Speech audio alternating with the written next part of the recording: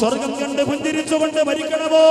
പള്ളിയുടെ ഖബർസ്ഥാനിന്റെ 6 അടി പച്ച മണ്ണിലേക്ക് നിന്റെ മയ്യത്ത് കൊണ്ടുവെക്കുമ്പോ എന്റെ പ്രിയപ്പെട്ട പെങ്ങളെ, അല്ലാഹുവിന്റെ റസൂലിന്റെ പൊന്നുപോള ചരിത്രം പഠിക്കാറ്, ചരിത്രം മനസ്സിലാക്കാറ് എന്റെ പടവങ്കോടുള്ള പ്രിയപ്പെട്ട പെങ്ങളെ, ഒരു സഹോദരിക്ക് പോലും ഇസ്ലാമിക ചരിത്രത്തിന്റെ ഏറ്റവും മൂർധന്യതയിലുള്ള മഹദിയെ കുറിച്ച് പഠിക്കാറ് സ്വർഗത്തിന്റെ മാധുര്യമറിയോ കഴിയില്ല പെങ്ങളെ. ഹബീബായ നബി തങ്ങളുടെ പൊന്നുമോൾ ഫാത്തിമ ബീവി റളിയല്ലാഹു തആല അൻഹ നമ്മൾ പഠിച്ചേ കഴിയൂ എന്റെ പ്രിയപ്പെട്ടവരെ. ആയിഷ ബീവി റളിയല്ലാഹു തആല അൻഹ പറയുന്നു, മാ റഅയ്തു ബിന്ദൻ അശ്ബഹ റസൂലുള്ളാഹി സ്വല്ലല്ലാഹു അലൈഹി വസല്ലം മിൻ ഫാത്തിമ ഫീ ഖിയാമിഹാ വഖുഊദിഹാ. അല്ലാഹുവിന്റെ റസൂലിനെ പോലെ രൂപസാദൃശ്യമുള്ള ഒരു പെണ്ണ് ഫാത്തിമ റളിയല്ലാഹു അൻഹ അല്ലാതെ ലോകത്ത് വേറെ ആരെയും ഞാൻ കണ്ടിട്ടില്ല. ഫീ ഖിയാമിഹാ അവരുടെ ഇരുത്തത്തിലും വഖുഊദിഹാ അവരുടെ ഇരുത്തത്തിലും ഫീ ഖിയാമി അവരുടെ നൃത്തത്തിലും. ഫാത്തിമ റളിയല്ലാഹു അൻഹ നിൽക്കുന്നതും നടക്കുന്നതും അല്ലാഹുവിന്റെ റസൂലിനെ പോലെയാണ്. ഒരിക്കലൊരു സഹാബി ഫാത്തിമ റളിയല്ലാഹു അൻഹയോട് പറഞ്ഞു, ഫാത്തിമ അവിടെ നിന്ന് നടന്നു വരുന്ന കണ്ടപ്പോ പൊന്നാര നബി തങ്ങൾ നടന്നു വരുന്ന പോലെയാണ്. ഫാത്തിമ റളിയല്ലാഹു അൻഹയുടെ കണ്ണുകൾ നിറഞ്ഞു.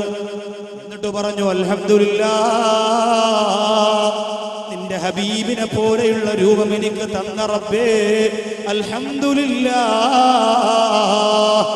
സന്തോഷമാണത്. നബിതങ്ങളെ പോലെ ഇരിക്കുക എന്ന് പറഞ്ഞാൽ ചെറിയ കാര്യമാണോ? അത് വല്ലാത്ത സന്തോഷമാണ്. അത് മനസ്സിന് വല്ലാത്ത റാഹത്താണ്. മാത്രമല്ല അല്ലാഹുവിന്റെ റസൂല് പറയുന്നു, ലോകത്ത് 2 കാര്യമുണ്ടായപ്പോ ഞാൻ സന്തോഷിച്ചതുപോലെ ലോകത്ത് മറ്റൊരു കാര്യമുണ്ടായപ്പോ ഞാൻ സന്തോഷിച്ചിട്ടില്ല. ഏറ്റവും അധികം സന്തോഷിച്ചത് 2 കാര്യങ്ങൾ എന്റെ ജീവിതത്തിൽ എനിക്ക് നടന്നപ്പോഴാണ്. എന്താണ് നബിയെ? അല്ലാഹുവിന്റെ റസൂൽ പറയുന്നു, ഒന്ന് പരിശുദ്ധ ഹജറുൽ അസ്വദ്, പരിശുദ്ധ മക്കാ മണ്ണിലെ മക്കാവിൻ മണമേ തിരുമുത്തായ മലരെ ഗുരുതാ റസൂലേ സലാം, റസൂൽ സലാം താ റസൂലേ സലാം. അല്ലാഹുവിന്റെ ഹബീബ് പരിശുദ്ധ മക്കാ മുക്കറമയിൽ ബഹുമാനപ്പെട്ട അല്ലാഹുവിന്റെ റസൂൽ തന്റെ കരങ്ങൾ കൊണ്ട് ഹജറുൽ അസ്വദ് എടുത്തു വെച്ച ദിവസം പൊന്നാര നബി തങ്ങൾ പറയുന്നു, ആ ദിവസത്തെ പോലെ എന്റെ മനസ്സിന് സന്തോഷം തന്ന മറ്റൊരു ദിവസമില്ല. എന്റെ മനസ്സിന് ഏറ്റവും അധികം സന്തോഷം തന്ന 2 കാര്യങ്ങൾ, ഒന്ന് ഹജറുൽ അസ്വദ് എടുത്തു വെച്ച ദിവസം, രണ്ടാമത്തെ കാര്യം ഇൻഷാല്ലാഹ് ബാങ്ക് വിളിച്ചിട്ട് നമുക്ക് ചർച്ച ചെയ്യാം. ജീവിതത്തിൽ ഏറ്റവും അധികം സന്തോഷം ഉണ്ടായ 2 കാര്യങ്ങൾ, ഒന്ന് ഹജറുൽ അസ്വദ് എടുത്തു വെച്ചപ്പോഴാണ്. രണ്ടാമത്തെ സന്തോഷം എപ്പോഴാണ്? നിങ്ങളുടെ ജീവിതത്തിൽ ചിന്തിച്ചിട്ടുണ്ടോ നിങ്ങൾക്ക് ഏറ്റവും അധികം സന്തോഷം ഉണ്ടായത് എപ്പോഴാണ്? നിങ്ങൾ ചിന്തിച്ചു നോക്കി. ചില ചെറുപ്പക്കാർ പറയും, മമ്മൂട്ടിയുടെ ബോംബെ കാണാൻ പോയപ്പോൾ ആദ്യത്തെ ടിക്കറ്റ് കിട്ടിയപ്പോൾ വലിയ സന്തോഷമായിരുന്നു, കണ്ടിറങ്ങിയപ്പോൾ ആ സന്തോഷം ഒന്ന് മാറാൻ ചെയ്യും. ചില സഹോദരിമാർ പറയും, ഉസ്താദേ എന്റെ പ്രിയപ്പെട്ട ഭർത്താവ് ഗൾഫിൽ നിന്ന് വന്നപ്പോൾ എനിക്കൊരു 10 പവന്റെ അറ്റ്ലസ് ജ്വല്ലറിയുടെ മാല കൊണ്ടുവന്നു. ഓ, എന്തോ ഒരു സന്തോഷമായെന്നറിയോ എൻ്റെ മനസ്സിൽ. പലർക്കും പല സന്തോഷമാണ്. ഉസ്താദുമാരെ സംബന്ധിച്ചിടത്തോളം ചിലപ്പോൾ കോളേജിൽ പരീക്ഷയുടെ റിസൾട്ട് സക്കാഫി ബിരുദമെടുത്ത ജാബിർ ഉസ്താദ് അല്ലെങ്കിൽ ബാക്കി ബിരുദമെടുത്ത ഞാൻ, നമുക്കൊക്കെ ചിലപ്പോൾ മനസ്സിന് സന്തോഷമുണ്ടായത് ചോദിച്ചാൽ ചിലപ്പോൾ പറയുന്നത് അതായിരിക്കാം. അങ്ങനെ ആവാനാണ് സാധ്യത, ദീൻ ഇഷ്ടപ്പെടുന്നവരാണെങ്കിൽ. അപ്പൊ അങ്ങനെ ഓരോ മേഖലകൾ ഓരോരുത്തരുടെ മനസ്സിന്റെ ഇഷ്ടമാണെങ്കിൽ അല്ലാഹുവിന്റെ റസൂല് പറയുകയാണ് സല്ലല്ലാഹു അലൈഹി വസല്ലം, എന്റെ ജീവിതത്തിൽ ഏറ്റവും അധികം സന്തോഷം തന്ന 2 കാര്യങ്ങളാണ്. ഒന്ന് ഹജറുൽ അസ്വദ് എടുത്തു വെച്ച ദിവസമാണ്.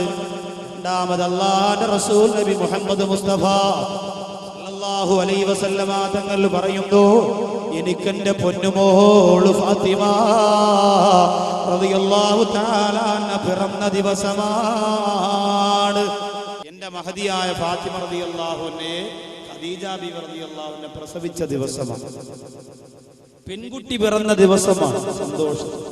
ഏറ്റവും അധികം സന്തോഷിക്കേണ്ടത് ആൺകുട്ടി പിറക്കുമ്പോഴാണോ പെൺകുട്ടി പിറക്കുമ്പോഴാണോ? ഏറ്റവും അധികം ഒരു പിതാവ് സന്തോഷിക്കേണ്ടത് ആൺകുട്ടി പിറക്കുമ്പോഴാണോ പെൺകുട്ടി പിറക്കുമ്പോഴാണോ? എല്ലാവരും പറയും സംശയമില്ല ഉസ്താദെ, ആൺകുട്ടികൾ പിറക്കുമ്പോൾ തന്നെയാണ്. ഇരിക്കുന്നുണ്ട് തൊപ്പിയൊക്കെ ഇട്ട് അടിപൊളിയായിട്ട്. അല്ലാഹു തആല നമ്മുടെ മക്കളെ നാളെ പടവങ്കോടിന്റെ പരിസരത്ത് ദീനിന്റെ കാവൽ ഭടന്മാരായി നായകന്മാരാക്കി അല്ലാഹു മാറ്റുമാറാകട്ടെ. അപ്പോ അല്ലാഹു സുബ്ഹാനഹു വ തആല ഒരാൾക്കൊരു ആണിനെയും പെൺകുഞ്ഞിനെയും കൊടുത്താൽ പെൺകുട്ടിയാണ് അയാളുടെ ഏറ്റവും വലിയ സന്തോഷമാകേണ്ടത്. അല്ലാഹുവിന്റെ റസൂൽ പറയുന്നു, എനിക്ക് എന്റെ പൊന്നുമോള് പിറന്നപ്പോഴാണ് ഏറ്റവും വലിയ സന്തോഷമുണ്ടായത്. മാത്രമല്ല അല്ലാഹുവിന്റെ റസൂൽ പറയുകയാണ്, ഫാത്തിമത്തു ഖിത്അതു മിന്നി, ഫാത്തിമ എന്റെ കരളിന്റെ കഷണമാണ്. ഫമൻ അഹബ്ബഹാ, ആരെന്റെ ഫാത്തിമയെ ഇഷ്ടപ്പെടുന്നുവോ, ആ ഫാത്തിമയുടെ ചരിത്രം ആരിഷ്ടപ്പെടുന്നുവോ, ആ ഫാത്തിമ റളിയല്ലാഹു തആല അൻഹയുടെ ചരിത്രം കേൾക്കാൻ പെരുമടയത്ത് പോലും എന്റെ പ്രിയപ്പെട്ട സഹോദരങ്ങൾ ഇരിക്കുമ്പോ അതിനെ ആരിഷ്ടപ്പെടുന്നുവോ, അല്ലാഹുവിന്റെ റസൂൽ മദീനയുടെ മണമേറ്റ് കിടക്കുന്നു പുണ്യപൂമാരനായ നബി മുഹമ്മദ് മുസ്തഫ, അല്ലാഹുവിന്റെ റസൂൽ നബി മുഹമ്മദ് മുസ്തഫ സല്ലല്ലാഹു അലൈഹി വസല്ലമ തങ്ങൾ പറയുകയാ, അഹബ്ബനി ഫമൻ അഹബ്ബഹാ, എന്റെ ഫാത്തിമയെ ആരിഷ്ടപ്പെടുന്നുവോ, അഹബ്ബനി അവരെന്നെയും ഇഷ്ടപ്പെടുന്നതാ. ഫമൻ അബ്അദഹാ, ആരെന്റെ ഫാത്തിമയെ വെറുക്കുന്നുവോ, അബ്അദനി. പടവങ്കോട് പള്ളിയുടെ പരിശുദ്ധമായ പവിത്രമായ മുറ്റത്ത് ചരിത്രം പറയുന്നത് കൊണ്ട്, ആ മഹദിയോടുള്ള വെറുപ്പ് കൊണ്ട്, ആ ചരിത്രത്തിനോടുള്ള അനിഷ്ടം കൊണ്ട്, രണ്ടാമത്തെ നിലയിലിരുന്നു കൊണ്ട് സ്റ്റാർ സിംഗർ കണ്ടുകൊണ്ടിരിക്കുന്ന പടവങ്കോട്ടത്തെ പെങ്ങളെ, സീരിയൽ കണ്ടുകൊണ്ട്, സിനിമ കണ്ടുകൊണ്ട്, പട്ടുറുമാല് കണ്ടുകൊണ്ട്, റിയാലിറ്റി ഷോകളുടെ അതിപ്രസരം അധികരിച്ചുകൊണ്ട് മനുഷ്യന്റെ മനസ്സുകളെ പകർത്തുകൊണ്ടിരിക്കുന്ന സാഹചര്യത്തിൽ ഈ പവിത്രമായ പള്ളിമുറ്റത്ത് പൊന്നാര നബിതങ്ങളുടെ കരളിന്റെ കഷണമായ പൊന്നുപോളെ കുറിച്ച് ചർച്ച ചെയ്യുമ്പോ അതെനിക്ക് വേണ്ടെന്ന് പറഞ്ഞുകൊണ്ട് വീടിന്റെ സുഖശുദ്ധിയിൽ ആണ്ട് പൂണ്ട് കിടക്കുന്ന പെങ്ങളെ, അല്ലാഹുവിന്റെ റസൂല് പറയാ, ഫമൻ അബ്അദഹാ, ആരെന്റെ പൊന്നുമോളെ വെറുക്കുന്നുവോ, ആ ചരിത്രത്തെ ആര് വെറുക്കുന്നുവോ, അത് കേൾക്കുന്നതിനെ ആര് നിരുത്സാഹപ്പെടുത്തുന്നുവോ, അബ്അദനി, അവരെന്നെയും വെറുക്കുന്നതാ, ഞാൻ അവരോട് കോപിക്കുന്നതാ നബി മുഹമ്മദ് മുസ്തഫ. എന്തെങ്കിലും ഒരു വിഷയം കിട്ടിയാൽ പിന്നെ വട്ടം കൂടി ആ കാര്യം പറഞ്ഞുകൊണ്ടിരിക്കുമ്പോൾ ഇവിടെ ഫാത്തിമാവിയും കഴിഞ്ഞ് മക്കയും കഴിഞ്ഞ് മദീനയും കഴിഞ്ഞ് ദുആ ചെയ്ത് എഴുന്നേറ്റ് പോകും. പണ്ടൊരു ഉമ്മാമ പറഞ്ഞിടക്ക് വീട്ടിൽ പെരേടത്തിൽ വാഴ നടാൻ പോയപ്പോൾ ഉമ്മാമ അടുത്ത് മോൻ ചെന്ന് ചോദിച്ചു, ഉമ്മാമ ഏത് വാഴ വേണം? സാറേ മോനെ, ഇന്നലെ ഉസ്താദ് പ്രസംഗത്തിനിടയ്ക്ക് ഒരു വാഴ പറഞ്ഞില്ല, ആ വാഴ കൊള്ളാം. അത് ഏത് വാഴ മാമ? ഉസ്താദ് ഇടയ്ക്കിടയ്ക്ക് ആദരവാഴ ആദരവാഴ എന്ന് പറഞ്ഞു. മാമ ആദരവാഴ എന്നല്ല, നിങ്ങൾ ഉറങ്ങിപ്പോയത് ആദരവായ എന്നാ പറഞ്ഞു. അപ്പൊ ഇതുപോലെ ഏതെങ്കിലും ഒരു വിഷയം കിട്ടുമ്പോൾ വട്ടം കൂടി ചർച്ച ചെയ്തുകൊണ്ടിരുന്നാൽ ആദരവാഴ ചിലപ്പോൾ ആദരവാഴയാകും. അതുകൊണ്ട് അങ്ങനെ ഒരു അബദ്ധം പറ്റരുത്. വളരെ ശ്രദ്ധയോടുകൂടി ഈ സദസ്സിലിരിക്കണം. അള്ളാഹു അങ്ങനെ ഇരിക്കുന്നവർക്ക് മഹദിയായ ഫാത്തിമ റളിയല്ലാഹുവിന്റെ പൊരുത്തം കൊടുക്കട്ടെ. അപ്പൊ അള്ളാഹിന്റെ റസൂലിനെ പോലെ, അള്ളാഹിന്റെ ഹബീബിനെ പോലെ രൂപത്തിലും ഭാവത്തിലുമായിരുന്നു പൊന്നാര നബിതങ്ങളോട് ഒരാൾ വന്ന് ചോദിച്ചു, നബിയെ, എന്തിനാണ് ഫാത്തിമ ബീവി റളിയല്ലാഹു അൻഹയ്ക്ക് ഫാത്തിമ എന്ന പേരിട്ടത്? ഫാത്തിമ എന്ന പേരിട്ടത് എന്തിനാ? അള്ളാഹിന്റെ റസൂല് പറഞ്ഞ മറുപടി എന്തെന്നറിയോ? ലിഅന്നല്ലാഹ ഫതമഹാ വഹജബഹാ അലന്നാർ.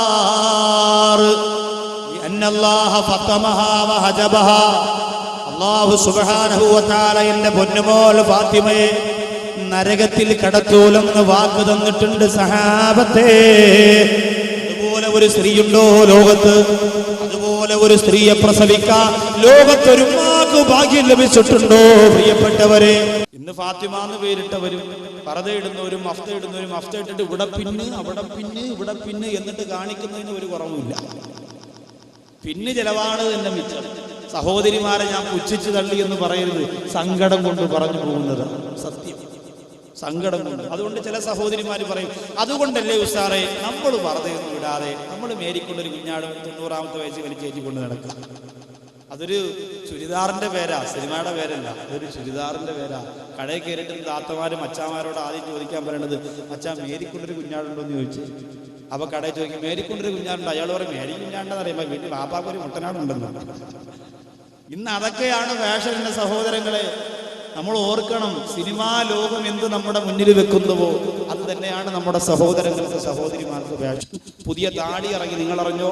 ചൈന ടൗൺ താടി വളരെ ക്ലീനാക്കി ഷേവ് ചെയ്തിട്ട് വര പോലെ ഇങ്ങനെ കൊണ്ടുവന്നിട്ട് ഇവിടെ ഇങ്ങനെ മദീനയുടെ കുപ്പ പോലെ അങ്ങനെ എടുത്തു വെച്ച ഒരു പുതിയ താടിയുമായിട്ട് പുതിയ മോഡൽ ഇറങ്ങിയിട്ടുണ്ട്. കാണുമ്പോൾ നമുക്ക് തോന്നുമ്പോ ചെറുപ്പക്കാരൊക്കെ സെറ്റപ്പായി, അള്ളാന്റെ ഹബീബിന്റെ സുന്നത്തൊക്കെ ഹയാത്തായി. അള്ളാന്റെ ഹബീബിന്റെ സുന്നത്തല്ല അവിടെ ഹയാത്താവുന്നത്, ചൈന ടൗണിന്റെ സുന്നത്താണ്. ഏതായാലും സഹോദരങ്ങളെ, സിനിമാ ലോകം തുള്ളുന്നത് പോലെ കൂടെ തുള്ളാൻ മടിയില്ലാത്ത സഹോദരിമാരെ, പച്ചമണ്ണ് നെഞ്ചിൽ വാരിയിട്ട് സകലരും പിരിഞ്ഞു പോകുമ്പോൾ എന്റെ പ്രിയപ്പെട്ട മുസ്ലിമേ, ആരാണ് നമ്മുടെ കൂടെ വരാനുള്ളത്? കൂട്ടുകാരെ ഞാനും നിങ്ങളും കൊണ്ടുപോയി അടക്കം ചെയ്തതാണ്. അല്ലാഹു പടച്ചറപ്പ് കാത്തിരക്ഷിക്കട്ടെ.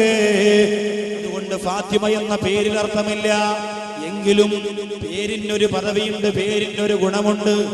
ചെയ്യുന്നത് തെറ്റാണെങ്കിലും പേര് നല്ലതാണെങ്കിൽ അതിനെന്തായാലും ഒരു പ്രത്യേകതയും.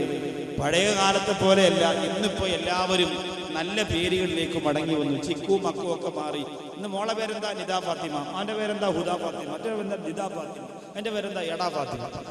അങ്ങനെ ഫാത്തിമ എന്നുള്ള പേരുകളേ ഉള്ളൂ. പക്ഷെ വിളിക്കുമ്പോ മൊത്തം വിളിക്കാറില്ല. വിളിക്കുമ്പോ മോളെ പാത്തി ഇല്ലമ്മ, പാത്തിയില്ല.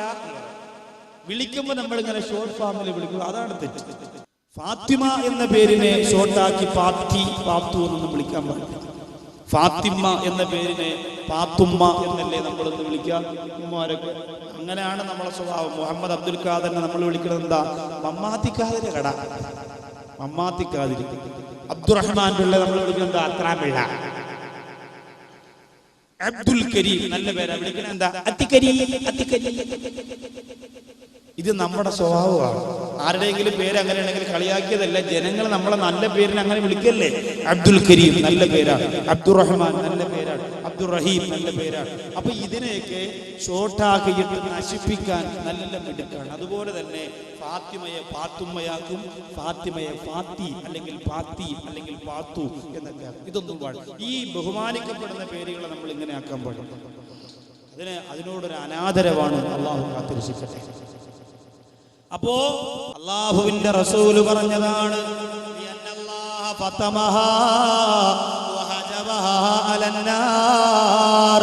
എന്റെ പൊന്നുമോൾക്ക് നരകം ഹറാമാണ്. ഈ മഹദിയുടെ ചരിത്രമല്ലേ നമ്മൾ പഠിക്കേണ്ടത്? പെങ്ങളെ, ചരിത്രമല്ലേ നമ്മൾ പഠിക്കേണ്ടത്? ഇവരുടെ ചരിത്രമല്ലാതെ പിന്നെ ആരുടെ ജീവചരിത്രമാണ് പഠിക്കാൻ പോകുന്നത്? ദേശാവൃത്തിക്ക് ബാംഗ്ലൂർ ലോഡ്ജിൽ അറസ്റ്റ് ചെയ്തുകൊണ്ടിരിക്കുന്ന സീരിയൽ നടിയുടെ ജീവചരിത്രം പഠിച്ചുകൊണ്ടിരിക്കുന്ന സഹോദരിമാര്, കാവ്യാമാധവന്റെ കല്യാണം നഷ്ടപ്പെട്ടു പോയതിന്റെ സങ്കടം തീർക്കുന്ന എന്റെ പ്രിയപ്പെട്ട പെങ്ങളെ, സാനിയ മിർസ പ്രസവിക്കാറായോ എന്ന് പത്രം നിവർത്തി വെച്ചിട്ട് ആവേശത്തോടെ ചികഞ്ഞന്വേഷിക്കുന്ന പ്രിയപ്പെട്ട സഹോദരിമാര്, ഇങ്ങനെ ഒരുപാട് സ്ത്രീകളുടെ ചരിത്രം ചികഞ്ഞന്വേഷിക്കുമ്പോ ഒരിക്കലും നിങ്ങൾ മറക്കല്ലേ, മദീനയുടെ മണവാളന്റെ മനസ്സിന്റെ മലർവാടിയുടെ പരിശുദ്ധമായ പൂമുട്ടുമുല്ലയായ അല്ലാഹുവിന്റെ റസൂലിന്റെ തങ്കക്കുടമായ മഹദിയായ ഫാത്തിമ ലോകത്ത് ഇതുപോലെ സ്നേഹിച്ച ഒരു പിതാവിനെയും മോളെയും ലോകത്തൊരിക്കലും നമുക്ക് കാണാൻ സാധിക്കുകയില്ല. ഇതുപോലെ സ്നേഹിച്ച ഒരു ഉപ്പയെ, ഇതുപോലെ സ്നേഹം കൊടുത്ത ഒരു മോളെ, ഇതുപോലെ സ്നേഹം പങ്കുവെച്ച ഉപ്പയെയും മോളെ, എന്റെ പ്രിയപ്പെട്ടവരെ, ലോക ചരിത്രത്തിൽ നമുക്ക് കണ്ടെത്താൻ കഴിയുകയില്ല. അത്രത്തോളം സ്നേഹമായിരുന്നു, അത്രത്തോളം അടുപ്പമായിരുന്നു. ഫാത്തിമ റളിയല്ലാഹു അൻഹ കടന്നു വന്നാൽ വഖാമ ഇലൈഹാ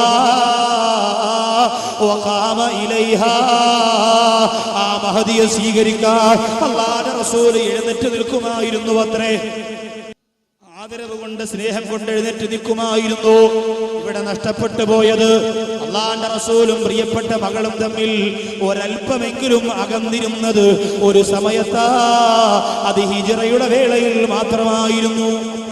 പിന്നെ അകന്നിരുന്നിട്ടില്ല. ഹിജ്റയുടെ വേളയിൽ അള്ളാന്റെ ഹബീബും തന്റെ പ്രിയപ്പെട്ട പൊന്നുമോളും തമ്മിൽ കുറച്ച് അകലമുണ്ടായി. കാരണം മക്കയിൽ നിന്ന് മദീനയിലേക്ക് അള്ളാന്റെ റസൂല് പാലായനം ചെയ്തു പോയപ്പോ, ഹിജ്റ പോയപ്പോ കൂടെ ഫാത്തിമ റളിയല്ലാഹുവിനെ കൊണ്ടുപോകാൻ അള്ളാഹു അനുവാദം കൊടുത്തിരുന്നില്ല. അള്ളാന്റെ റസൂലും വലങ്കയ്യായ അബൂബക്കർ സിദ്ദീഖ് റളിയല്ലാഹു തആല അൻഹു ഒരുമിച്ച് പോകുന്നു. ഫാത്തിമ റളിയല്ലാഹുവിനെ മക്കയിൽ ഒറ്റയ്ക്കാവുകയാണ്. പൊന്നാര നബിതങ്ങളെ കൊന്ന് കഴുത്തറുത്ത് വെക്കാൻ പൂണ്ട ശത്രുക്കൾ റസൂലുള്ളാഹി സ്വല്ലല്ലാഹു അലൈഹി വസല്ലമ തങ്ങളുടെ വീട് വളഞ്ഞിരിക്കാണ് കൊലപ്പെടുത്താൻ. ആ സമയത്ത്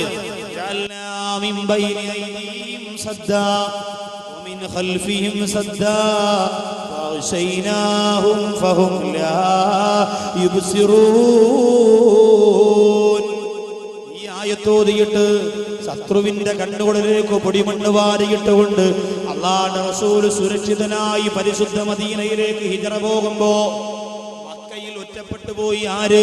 ഫാത്തിമ റളിയല്ലാഹു അൻഹ. യാത്ര ചോദിക്കുമ്പോ മഹദിയോട് പറഞ്ഞു, മോളെ നീ സങ്കടപ്പെടണ്ട, നിന്നെ കൊണ്ടുപോകാൻ വളർത്തുമകനായ സെയ്ദ് റളിയല്ലാഹു അൻഹുവിനെ എല്ലാ കാര്യങ്ങളും ഞാൻ പറഞ്ഞേൽപ്പിച്ചിരിക്കുന്നു. നിന്നെ കൊണ്ടുപോകാൻ എന്റെ സെയ്ദുണ്ട്, വിഷമിക്കണ്ട.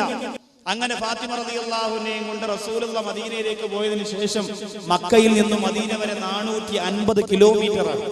അത്രയും കിലോമീറ്റർ ഫാത്തിമ റളിയല്ലാഹു അൻഹ ഒരു ഒട്ടകപ്പുറത്ത്, സെയ്ദ് റളിയല്ലാഹു അൻഹു മറ്റൊരു ഒട്ടകപ്പുറത്ത് എന്നിട്ട് യാത്ര ചെയ്യുകയാണ് മക്കയിൽ നിന്നും മദീനയിലേക്ക്.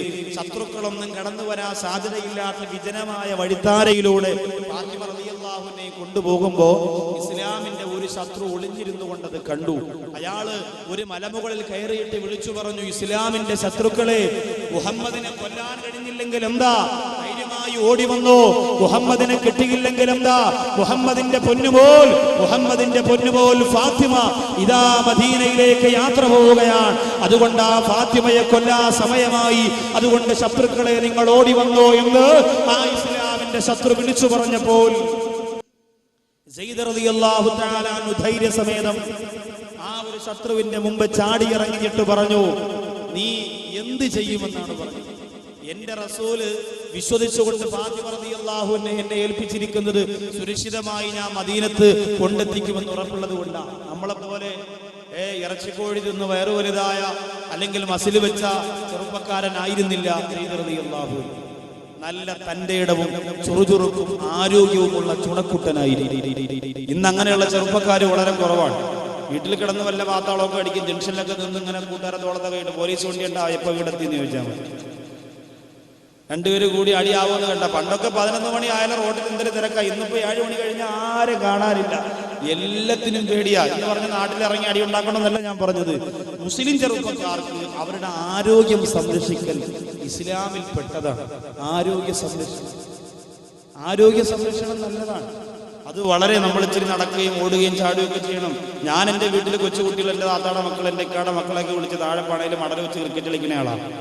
പ്രസംഗം ഇല്ലാത്തതിൻ്റെ പകൽ സമയത്തൊക്കെ ചിലപ്പോഴൊക്കെ ഒരു അരമണിക്കൂർ 1 മണിക്കൂർ. എന്തിനാണെന്നറിയോ, നമ്മളിങ്ങനെ പ്രസംഗത്തിന് പോകുമ്പോൾ പടവം കൂടുകാർ സ്നേഹം കൊണ്ട് കുടിക്കി മുസിയാരേ എന്ന് പറഞ്ഞ് കരിക്കും വെള്ളോ നാരങ്ങ വെള്ളോ അതും ഇതൊക്കെ വാങ്ങിച്ച് ഒന്ന് കുടിച്ച് അവസാനം വയറ് പ്രസംഗപീഠത്തിലെത്തണമെങ്കിൽ പിന്നെ അവിടെ നിന്ന് ഓട്ടം വിളിക്കാൻ പറയണം. ആ രീതിയിൽ വയറ് വലുതാവും. അതുകൊണ്ട് ഇച്ചിരി ഓടയും ചാടയൊക്കെ വേണം. പിന്നെ ഇന്നത്തെ കാലഘട്ടം എന്ന് പറഞ്ഞാൽ മിഷ്യന്റെ കാലമല്ലേ. ചാനൽ തുറന്നാൽ ഉമ്മാമാരെ പരസ്യമാണ്. ഉമ്മാമാരെന്താ പറയണ, മിഷൻ ബെൽറ്റിന്റെ പരസ്യത്തിലും പിന്നെ വയറു കുറയ്ക്കണ പിന്നെ മിഷന്റെ പരസ്യത്തിലും ഉമ്മാമാര് പറയാ, ഞാൻ 70 വയസ്സുള്ള കൂതറ കിളവിയായിരുന്നു, ഇത് ധരിച്ചതിന് ശേഷം ഞാനിപ്പോൾ 20 വയസ്സുള്ള ചുണക്കുട്ടിയായി. ഇത് കേൾക്കുമ്പോൾ പടം കൊടുത്ത താത്ത പറയും, മച്ചാ പ്ലീസ് ഒന്ന് വാങ്ങിച്ചു മച്ചാ, ഒരു മോതിരം പണയം വെച്ചാലും കുഴപ്പമില്ല, എനിക്ക് ആ മിഷൻ മതി. വീട്ടിനകത്ത് ഓടണ മിഷൻ, ആ മിഷനും കാണാൻ വീട്ടിൽ വാങ്ങിച്ചു വെച്ച് തറാവീന് പോണ ഉപ്പാപ്പ പോലെ അറിയാതെ കാലം കാണാൻ തൊട്ടുപോയാൽ വിത്ര നിസ്കാരം തീർന്നാലും അള്ളാഹ് ഇറങ്ങി വരാൻ പറ്റത്തില്ല. അതിങ്ങനെ ഓടിക്കൊണ്ടിരിക്കും, ഓഫാക്കാനും ഓണാക്കാനും അറിയണ്ടേ. അപ്പൊ ഇത് പുതിയ മിഷനാണ്. നമ്മുടെ വീടുകളില്ലാത്ത സാധനം ഇല്ലല്ലോ. നേരം വെളുക്കുമ്പോ വരും, ബെല്ലടിക്കും. ആരാ? ഞാൻ ആ ഡിസ്കുസ് കമ്പനിയിൽ നിന്ന് വരികയാണ്, പുതിയ ക്യാൻസർ വരാത്ത ചെരുപ്പുമായിട്ട് കൊണ്ടുപോകും. നിങ്ങൾ വീട്ടിൽ എത്ര പേരുണ്ട്? ഞാനും അമ്മായി മാത്രമേ ഉള്ളൂ. അപ്പൊ 2 ജോഡി ചെരുപ്പ് എടുക്കണ്ടേ? വേണ്ട, 1 ജോഡി മതി. എന്താ, അമ്മായി തള്ള എങ്ങനെയായാലും മരിക്കും, ക്യാൻസർ വന്നാലും കുഴപ്പമില്ല, റാഹത്തോട്ട് പോയാൽ. അങ്ങനെ ക്യാൻസർ വരാത്ത ചെരുപ്പ്, കിഡ്നിക്ക് അസുഖം വരാത്ത ചെരുപ്പ്, പിന്നെ ആ സ്വിച്ചിൽ വെച്ച് വെള്ളം തിളപ്പിക്കണ ആ അടുപ്പ്, കറണ്ടിന്റെ അടുപ്പല്ലേ താത്തമാർക്കൊന്നും വലിയ ഇഷ്ടം. അതാകുമ്പോ ഒന്നും അറിയേണ്ട, അടുത്ത് വെച്ച് സ്വിച്ച് കിട്ടു കൊടുത്താൽ ഞങ്ങി ഇങ്ങ് വന്നോളൂ. അരമണിക്കൂർ തിളപ്പിച്ചാൽ സുബ്ഹാനല്ലാഹ് മച്ചാക്ക് പിന്നെ കുളിക്കേണ്ടി വരില്ല, ഒറ്റ കൂടി അതോടുകൂടി അങ്ങ് അടക്കാം. അത്രയ്ക്ക് തിളച്ചു വരും വെള്ളം. അപ്പൊ ഇതൊക്കെയാണ് വാങ്ങി വീട്ടിന്റെ അകത്ത് വെച്ചിരിക്കാൻ. എല്ലാ മിഷനും എല്ലാ യന്ത്രങ്ങളും നമ്മുടെ വീട്ടിന്റെ അകത്തുണ്ട് എന്റെ പ്രിയപ്പെട്ടവരെ. അതുകൊണ്ട് മനുഷ്യനെന്ത് ആരോഗ്യത്തിൽ ശ്രദ്ധിക്കാറില്ല. പലപ്പോഴും ജോലി ചെയ്യുന്നത് മനുഷ്യരല്ലോ, യന്ത്രങ്ങളാണ്. നടക്കാനും ഓടാനും എന്റെ സഹോദരങ്ങളില്ല. മ്യൂസിയത്ത് ഓടാൻ പോകുന്ന ചെറുപ്പക്കാരുണ്ട്. അവർ ഓടാൻ പോകുന്നതല്ല, ഓടുന്ന പെൺകുട്ടികളെ നോക്കാൻ പോകുന്നതാണ്. അങ്ങനെയുമുണ്ട് കുറെ വില്ലന്മാര്. വൈകുന്നേരവും രാവിലെയും മ്യൂസിയത്തിൽ ചെന്നാ കാണാം കിലോമീറ്ററുകളോളം ഓടാൻ പറഞ്ഞ് നടക്കാൻ പറഞ്ഞ് ഡോക്ടർമാരുടെ നിർദ്ദേശമനുസരിച്ചുകൊണ്ട് ഓടുന്നവരുണ്ട് ആരോഗ്യം സംരക്ഷിക്കാൻ. അതുകൊണ്ട് എന്റെ സഹോദരാ, അള്ളാഹുവിന്റെ പരിശുദ്ധമായ പള്ളിക്കു വേണ്ടി, അള്ളാഹുവിന്റെ ദീനിനു വേണ്ടി, ഇബാദത്തിനു വേണ്ടി ആരോഗ്യം ചെലവഴിക്കുന്ന കരുത്തുറ്റ യുവത്വമായി സമുദായത്തിന്റെ യുവത്വം മാറണം. അള്ളാഹു തൗഫീഖ് തരട്ടെ. ആരോഗ്യ സംരക്ഷണം അനിവാര്യം. ഇന്ന് ആരോഗ്യം അതിനല്ല, കൊട്ടേഷൻ ടീമിനാണ്. നേരം വെളുക്കുമ്പോൾ ചോദിക്കും ആരെ കൈവെട്ടണം, ആരെ കാല് വെട്ടണം. ഓരോ രാഷ്ട്രീയക്കാരന്റെ കീഴിലും 10ഉം 15ഉം ഗുണ്ടകൾ വളർന്നു വന്നുകൊണ്ടിരിക്കുകയാണ്. വാപ്പമാർക്കും ഇഷ്ടം അതാണ്. 5 മക്കളുണ്ടെങ്കിൽ ഒരാൾ ഗുണ്ടയായിരിക്കും, ഇല്ലെങ്കിൽ എല്ലാവരും കൂടെ എന്നെ ഇട്ട് ഞോണ്ട്. പൊതുയോഗത്തിനൊക്കെ പോയി എന്തെങ്കിലും എരിച്ച് പറഞ്ഞാൽ അയാളെ ഒന്നും പറയില്ല. അയാളെ ഇളയമോ വന്നാൽ വള്ളി പൊളിച്ച് അമ്പലം വയ്ക്കും. ഗുണ്ടയാ ഉണ്ടല്ലേ എന്ന് പറഞ്ഞാൽ ആരും ഒന്നും പറയത്തില്ല.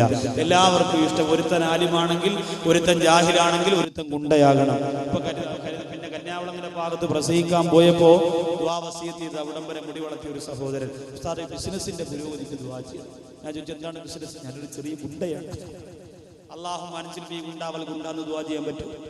എന്തൊരു രംഗമാണ് പ്രിയപ്പെട്ടവരെ.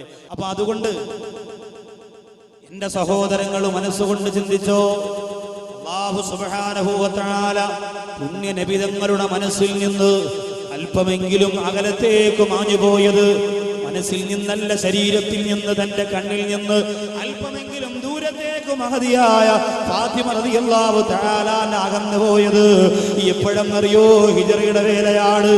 ശത്രുക്കളതാ ആയുധങ്ങളുമായി സജ്ജരായി രംഗത്ത് വരാൻ പോകുന്നു. ഒരു ശത്രു അല്ലാഹുവിന്റെ റസൂലിന്റെ പൊന്നുമോളെ തടഞ്ഞു നിർത്തുകയാ. സയ്യിദ് റളിയല്ലാഹു അൻഹു എന്ന ചുണക്കുട്ടൻ പറയുന്നു, നീ എന്റെ ഫാത്തിമയുടെ ദേഹത്ത് തൊടൂല. ഞാൻ ആരെന്നറിയോ? റസൂലുള്ളാഹിയുടെ ജീവിതം കണ്ട് വളർന്നവനാണ്. ഉമ്മയുടെയും ഉപ്പയുടെയും കയ്യിൽ നിന്ന് കുഞ്ഞുനാളിൽ കൊള്ളക്കാര് പിടിച്ചുകൊണ്ടുപോയി ഒരു സഹാബി അടിമച്ചന്തയിൽ നിന്ന് വാങ്ങി അല്ലാഹുവിന്റെ റസൂലിന് കൊണ്ടുകൊടുത്തു സമ്മാനിച്ചതാണ് സയ്യിദിനെ. ആ സയ്യിദ് റളിയല്ലാഹു അൻഹുവിനെ ഉമ്മ വന്ന് വിളിച്ചപ്പോ, ഉപ്പ വന്ന് വിളിച്ചപ്പോ ബഹുമാനപ്പെട്ട സയ്യിദ് റളിയല്ലാഹു അൻഹുവിനോട് അല്ലാഹുവിന്റെ റസൂൽ പറഞ്ഞു, സയ്യിദേ പൊയ്ക്കോ, നിന്നെ കാണാതെ വേദനിച്ചിരിക്കുന്ന, സങ്കടപ്പെട്ടിരിക്കുന്ന മാതാപിതാക്കളുടെ മനസ്സിന്റെ ദുഃഖം മാറ്റാ.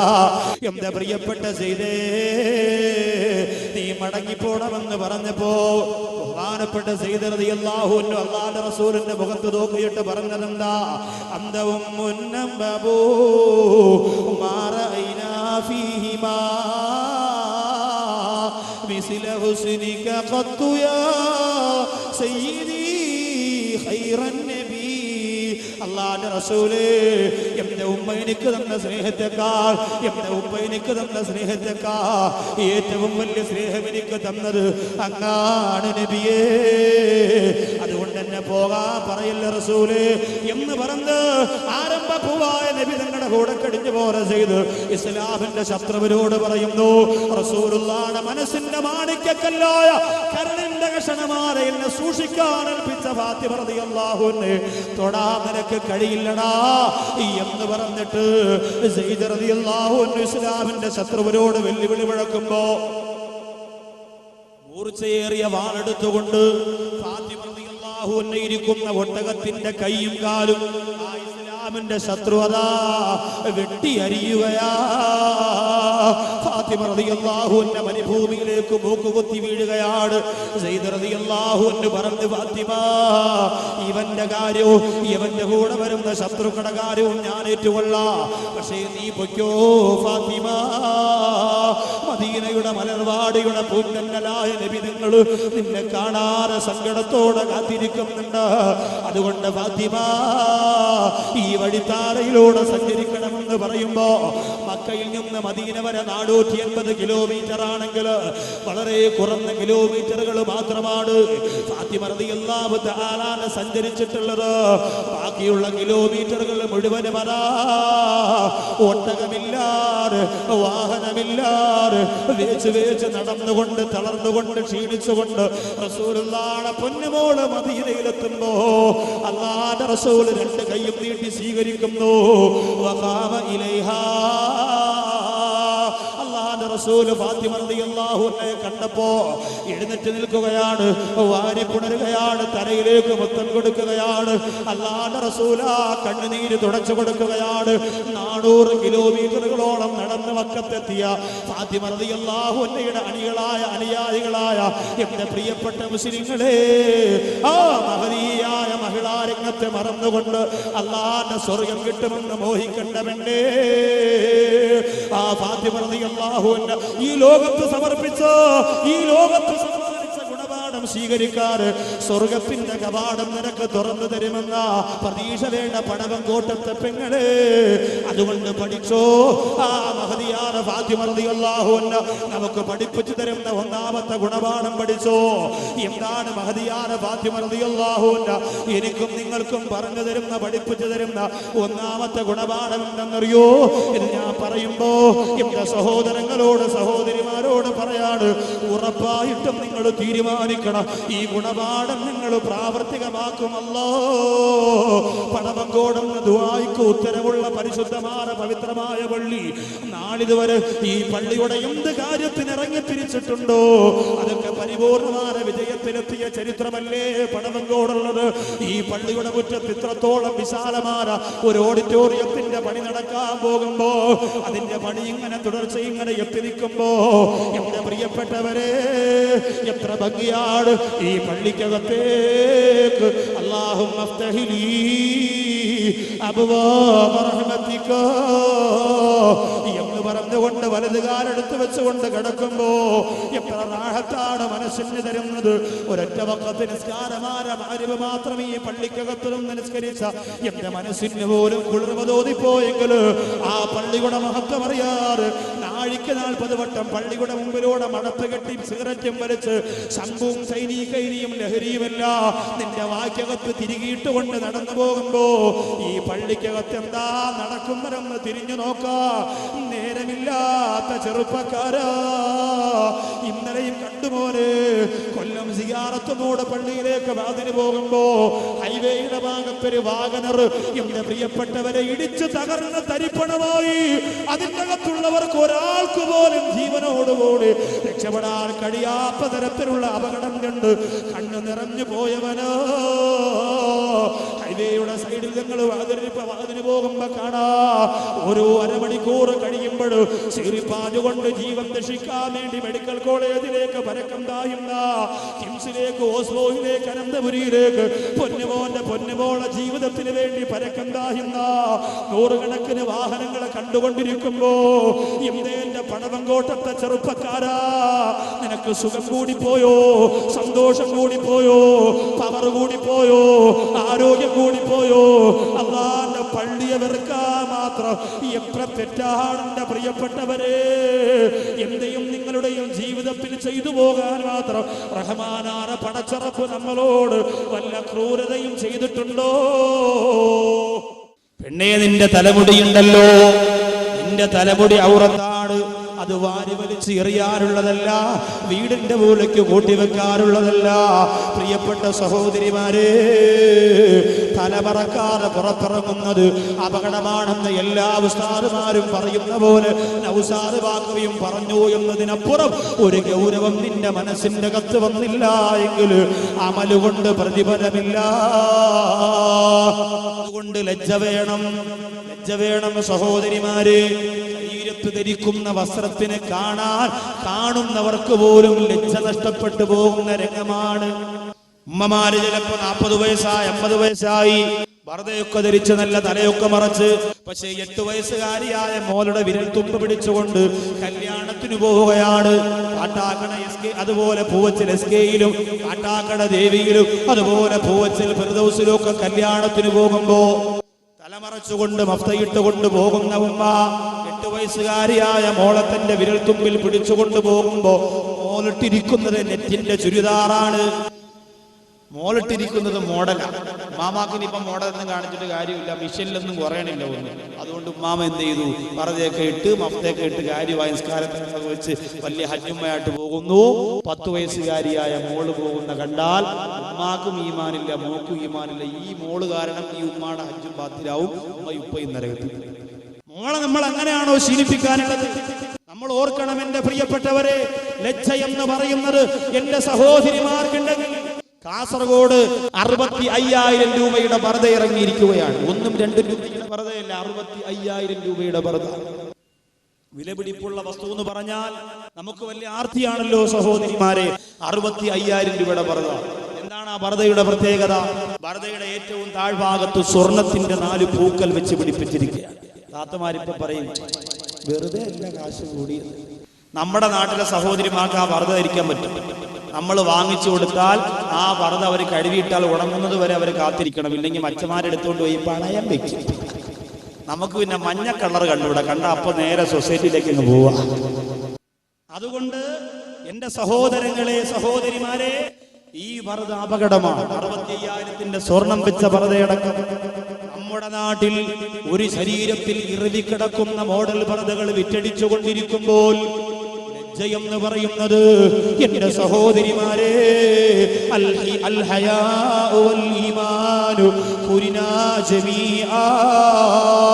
അല്ലാഹുവിന്റെ റസൂൽ പറയുന്നു, ലജ്ജയും ഈമാനും ഒരുമിച്ച് ചേർക്കപ്പെട്ടിരിക്കുന്നതാണ്. രണ്ടിലൊന്ന് ഉയർന്നു പോയാൽ രണ്ടും ഉയർന്നു പോകുന്നതാണ്. ലജ്ജ ഉയർന്നാൽ ഈമാനും ഉയരും.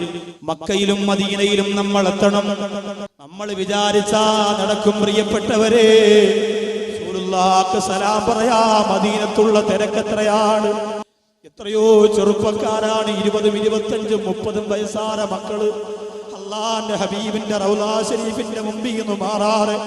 സലാമു അലൈക യാ റസൂലുള്ളാഹ് എന്ന് പറഞ്ഞ് കരളുരുകി കണ്ണ് നിറഞ്ഞ് സലാം പറഞ്ഞുകൊണ്ടിരിക്കുമ്പോ ഈ കാലഘട്ടത്തിലും സിനിമാ നടന്മാർക്ക് വേണ്ടി തക്ബീർ വിളിക്കാനല്ലാതെ എന്റെ പ്രിയപ്പെട്ടവരെ സംസ്കാര ശൂന്യമായ പ്രവർത്തനങ്ങളുമായി മുന്നോട്ട് പോകാനല്ലാതെ ഈ സമുദായത്തിന് എന്തിനു കഴിയും? പ്രിയപ്പെട്ടവരെ, മാറിയേ പറ്റൂ, മാറ്റിയേ പറ്റൂ.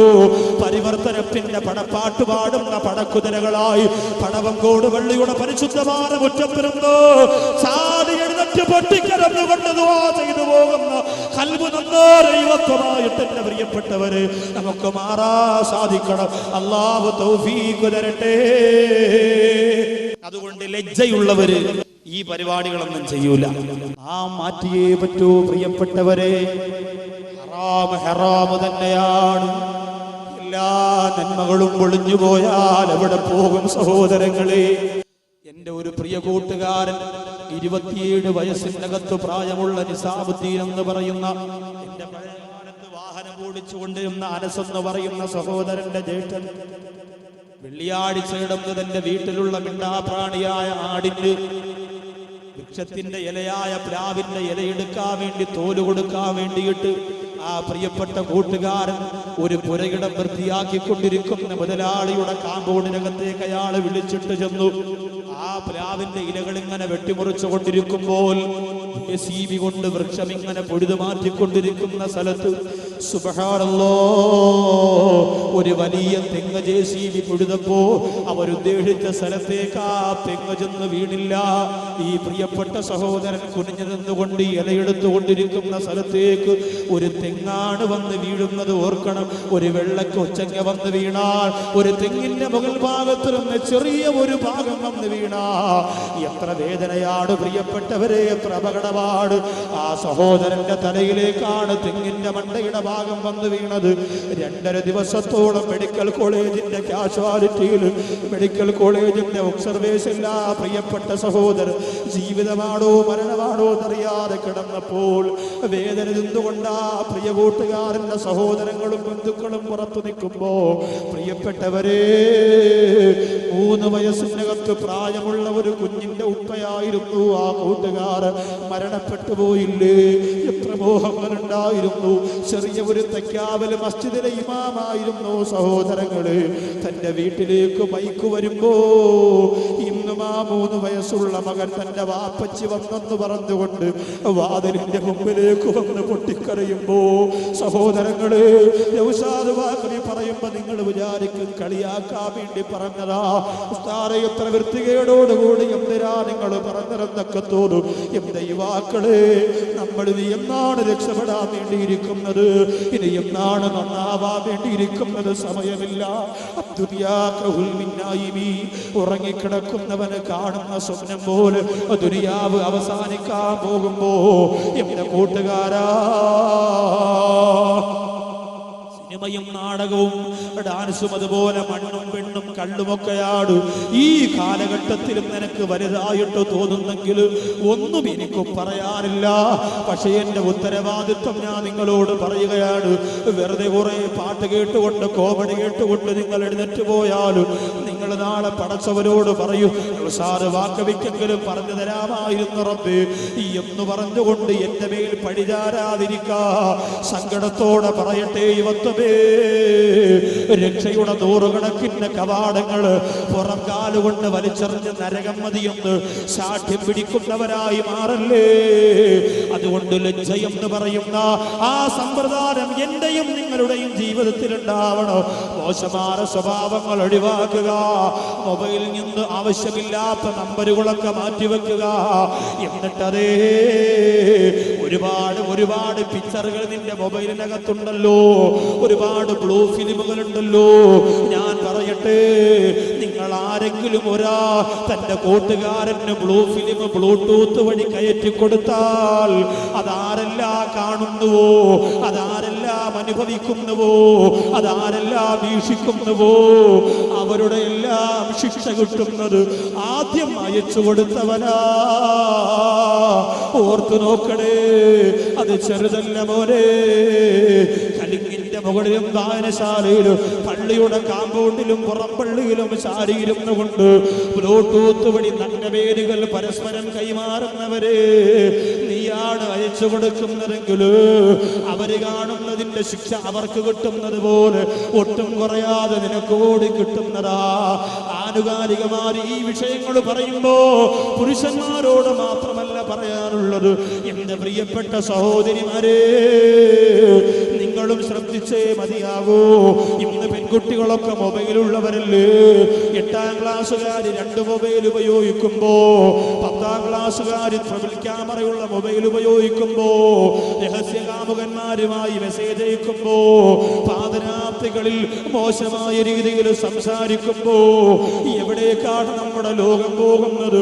ജപ്പാൻ എന്ന് പറയുന്ന രാജ്യത്തിന്റെ അവസ്ഥ എന്റെ പടവങ്കോടുള്ള സഹോദരിമാര് പഠിച്ചിട്ടില്ലേ? നിങ്ങൾ പറയും അതങ്ങ് ജപ്പാനിലല്ലേ. കഴിഞ്ഞ വർഷം പരിശുദ്ധ റമദാനില് നോമ്പ് 21 രാവിന്റെ ശ്രീകാര്യത്ത് ഭൂമി കുലുക്കമുണ്ടായില്ലേ? അട്ടക്കുളങ്ങരയിലും കരമനയിലും മണക്കാട് ഭൂമി കുലുക്കമുണ്ടായില്ലേ? ശ്രീകാര്യത്ത് 7ഓളം വീടുകൾ പരസ്പരം ചേർന്നു പോയില്ലേ? അത് പരിശുദ്ധ റമദാനില് കേരളത്തിന്റെ പ്രധാന ജില്ലയുടെ ഹൃദയഭാഗത്ത് അല്ലാഹു കൊടുത്ത ഭയാനകരമായ ഞെട്ടിക്കലായിരുന്നു എങ്കിൽ മറക്കണ്ട പെങ്ങളെ, മറക്കണ്ട മുസ്ലിമേ, ലജ്ജയെന്ന് പറയുന്നത് പാടെ വലിച്ചെറിഞ്ഞുകൊണ്ട് തോന്നിയതുപോലെ ജീവിക്കാ, തോന്നിയതുപോലെ സംസാരിക്കാ, ആവശ്യമില്ലാത്ത കാര്യങ്ങൾ ഇടപെടാ, മനസ്സിനെ മലീമസമാക്കി മാറ്റാ.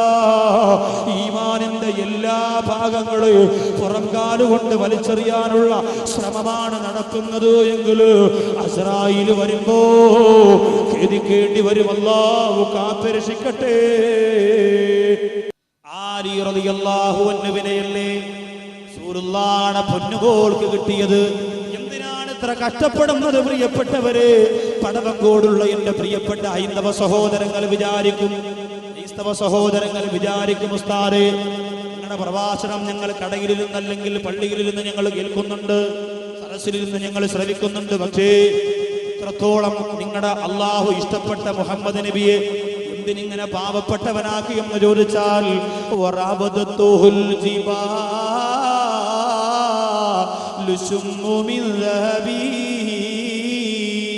അള്ളാന്റെ റസൂലിന്റെ മുമ്പിലേക്ക് പർവ്വതങ്ങളാണ് വന്ന് ചോദിച്ചത്, നബിയേ ഞങ്ങൾ സ്വർണത്തിന്റെ മലകളായി മാറട്ടെ, അങ്ങയുടെ പട്ടിണി മാറ്റോ, അങ്ങയുടെ കഷ്ടപ്പാട് മാറ്റോ, സ്വർണത്തിന്റെ മാമലകളായി ഞങ്ങൾ മാറട്ടെയോ നബിയേ. ഓ സമയത്ത് അല്ലാഹുവിന്റെ റസൂൽ പറഞ്ഞതെന്താ? അല്ലാഹുമ്മ അഹീരി മിസ്കീനാ, എന്നെ ഒരു പാവപ്പെട്ടവനായി ജീവിപ്പിക്കണേ എന്ന് അല്ലാഹുവിനോട് ചോദിച്ചു വാങ്ങിയ ജീവിതമാണ്. അതുകൊണ്ട് ഉള്ളത് കൊണ്ട് പൊരുത്തപ്പെടണം. നമ്മൾ ആർത്തി പാടില്ല, വിശ്വാസിക്കാർത്തി ഉണ്ടാവൂല.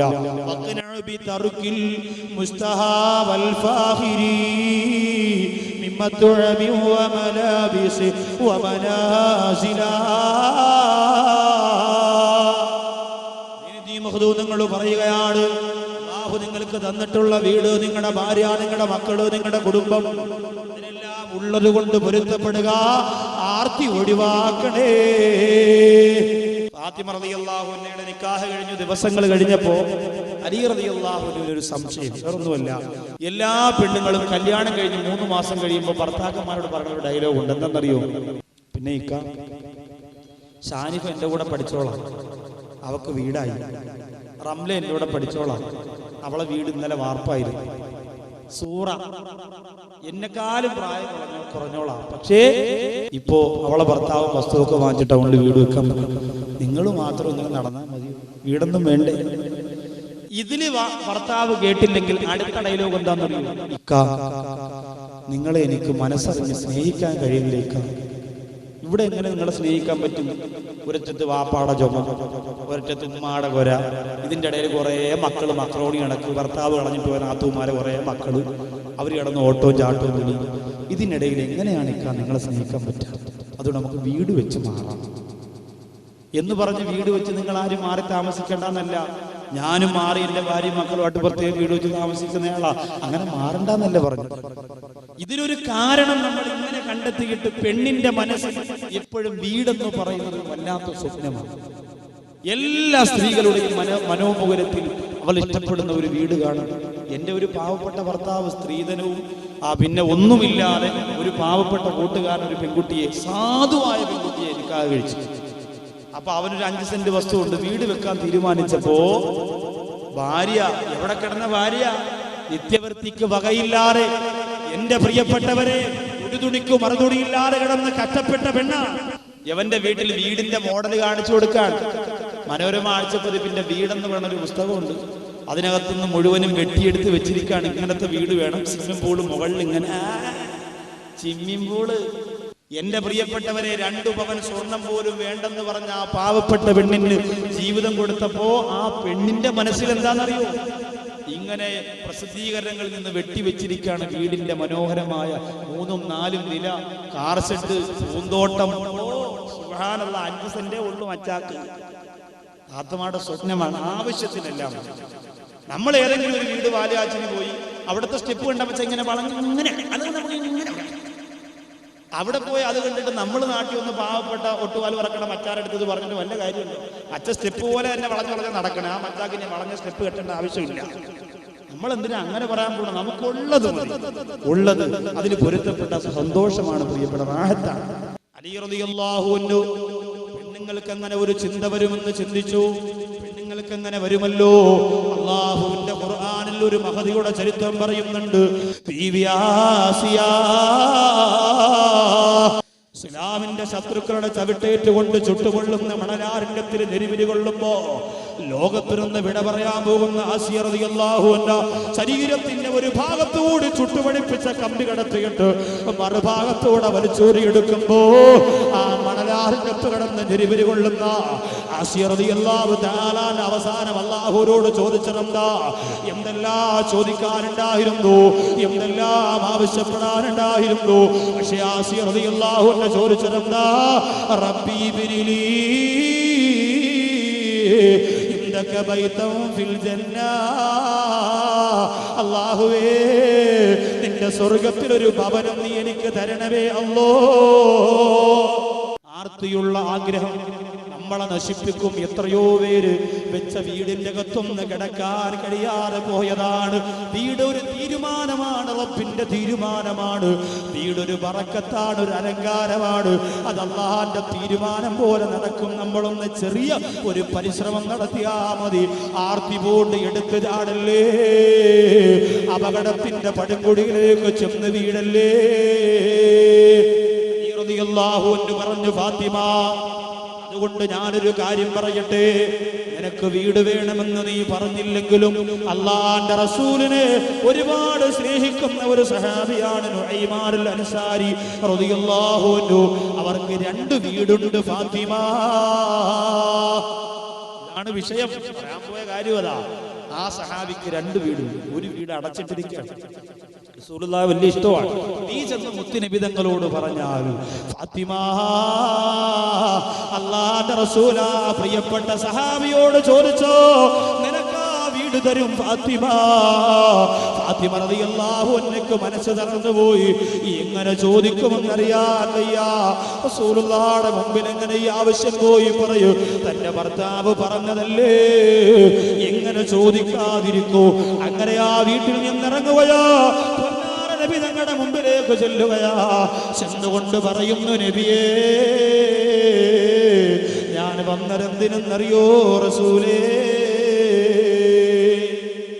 നുഐമാനുൽ അൻസാരി റളിയല്ലാഹു അൻഹുവിന് 2 വീടുണ്ടല്ലോ നബിയേ, അതിൽ നിന്നൊരു വീട് എനിക്ക് വാങ്ങിത്തരാൻ അലിയാണ് എന്നോട് പറഞ്ഞു വിട്ടത്.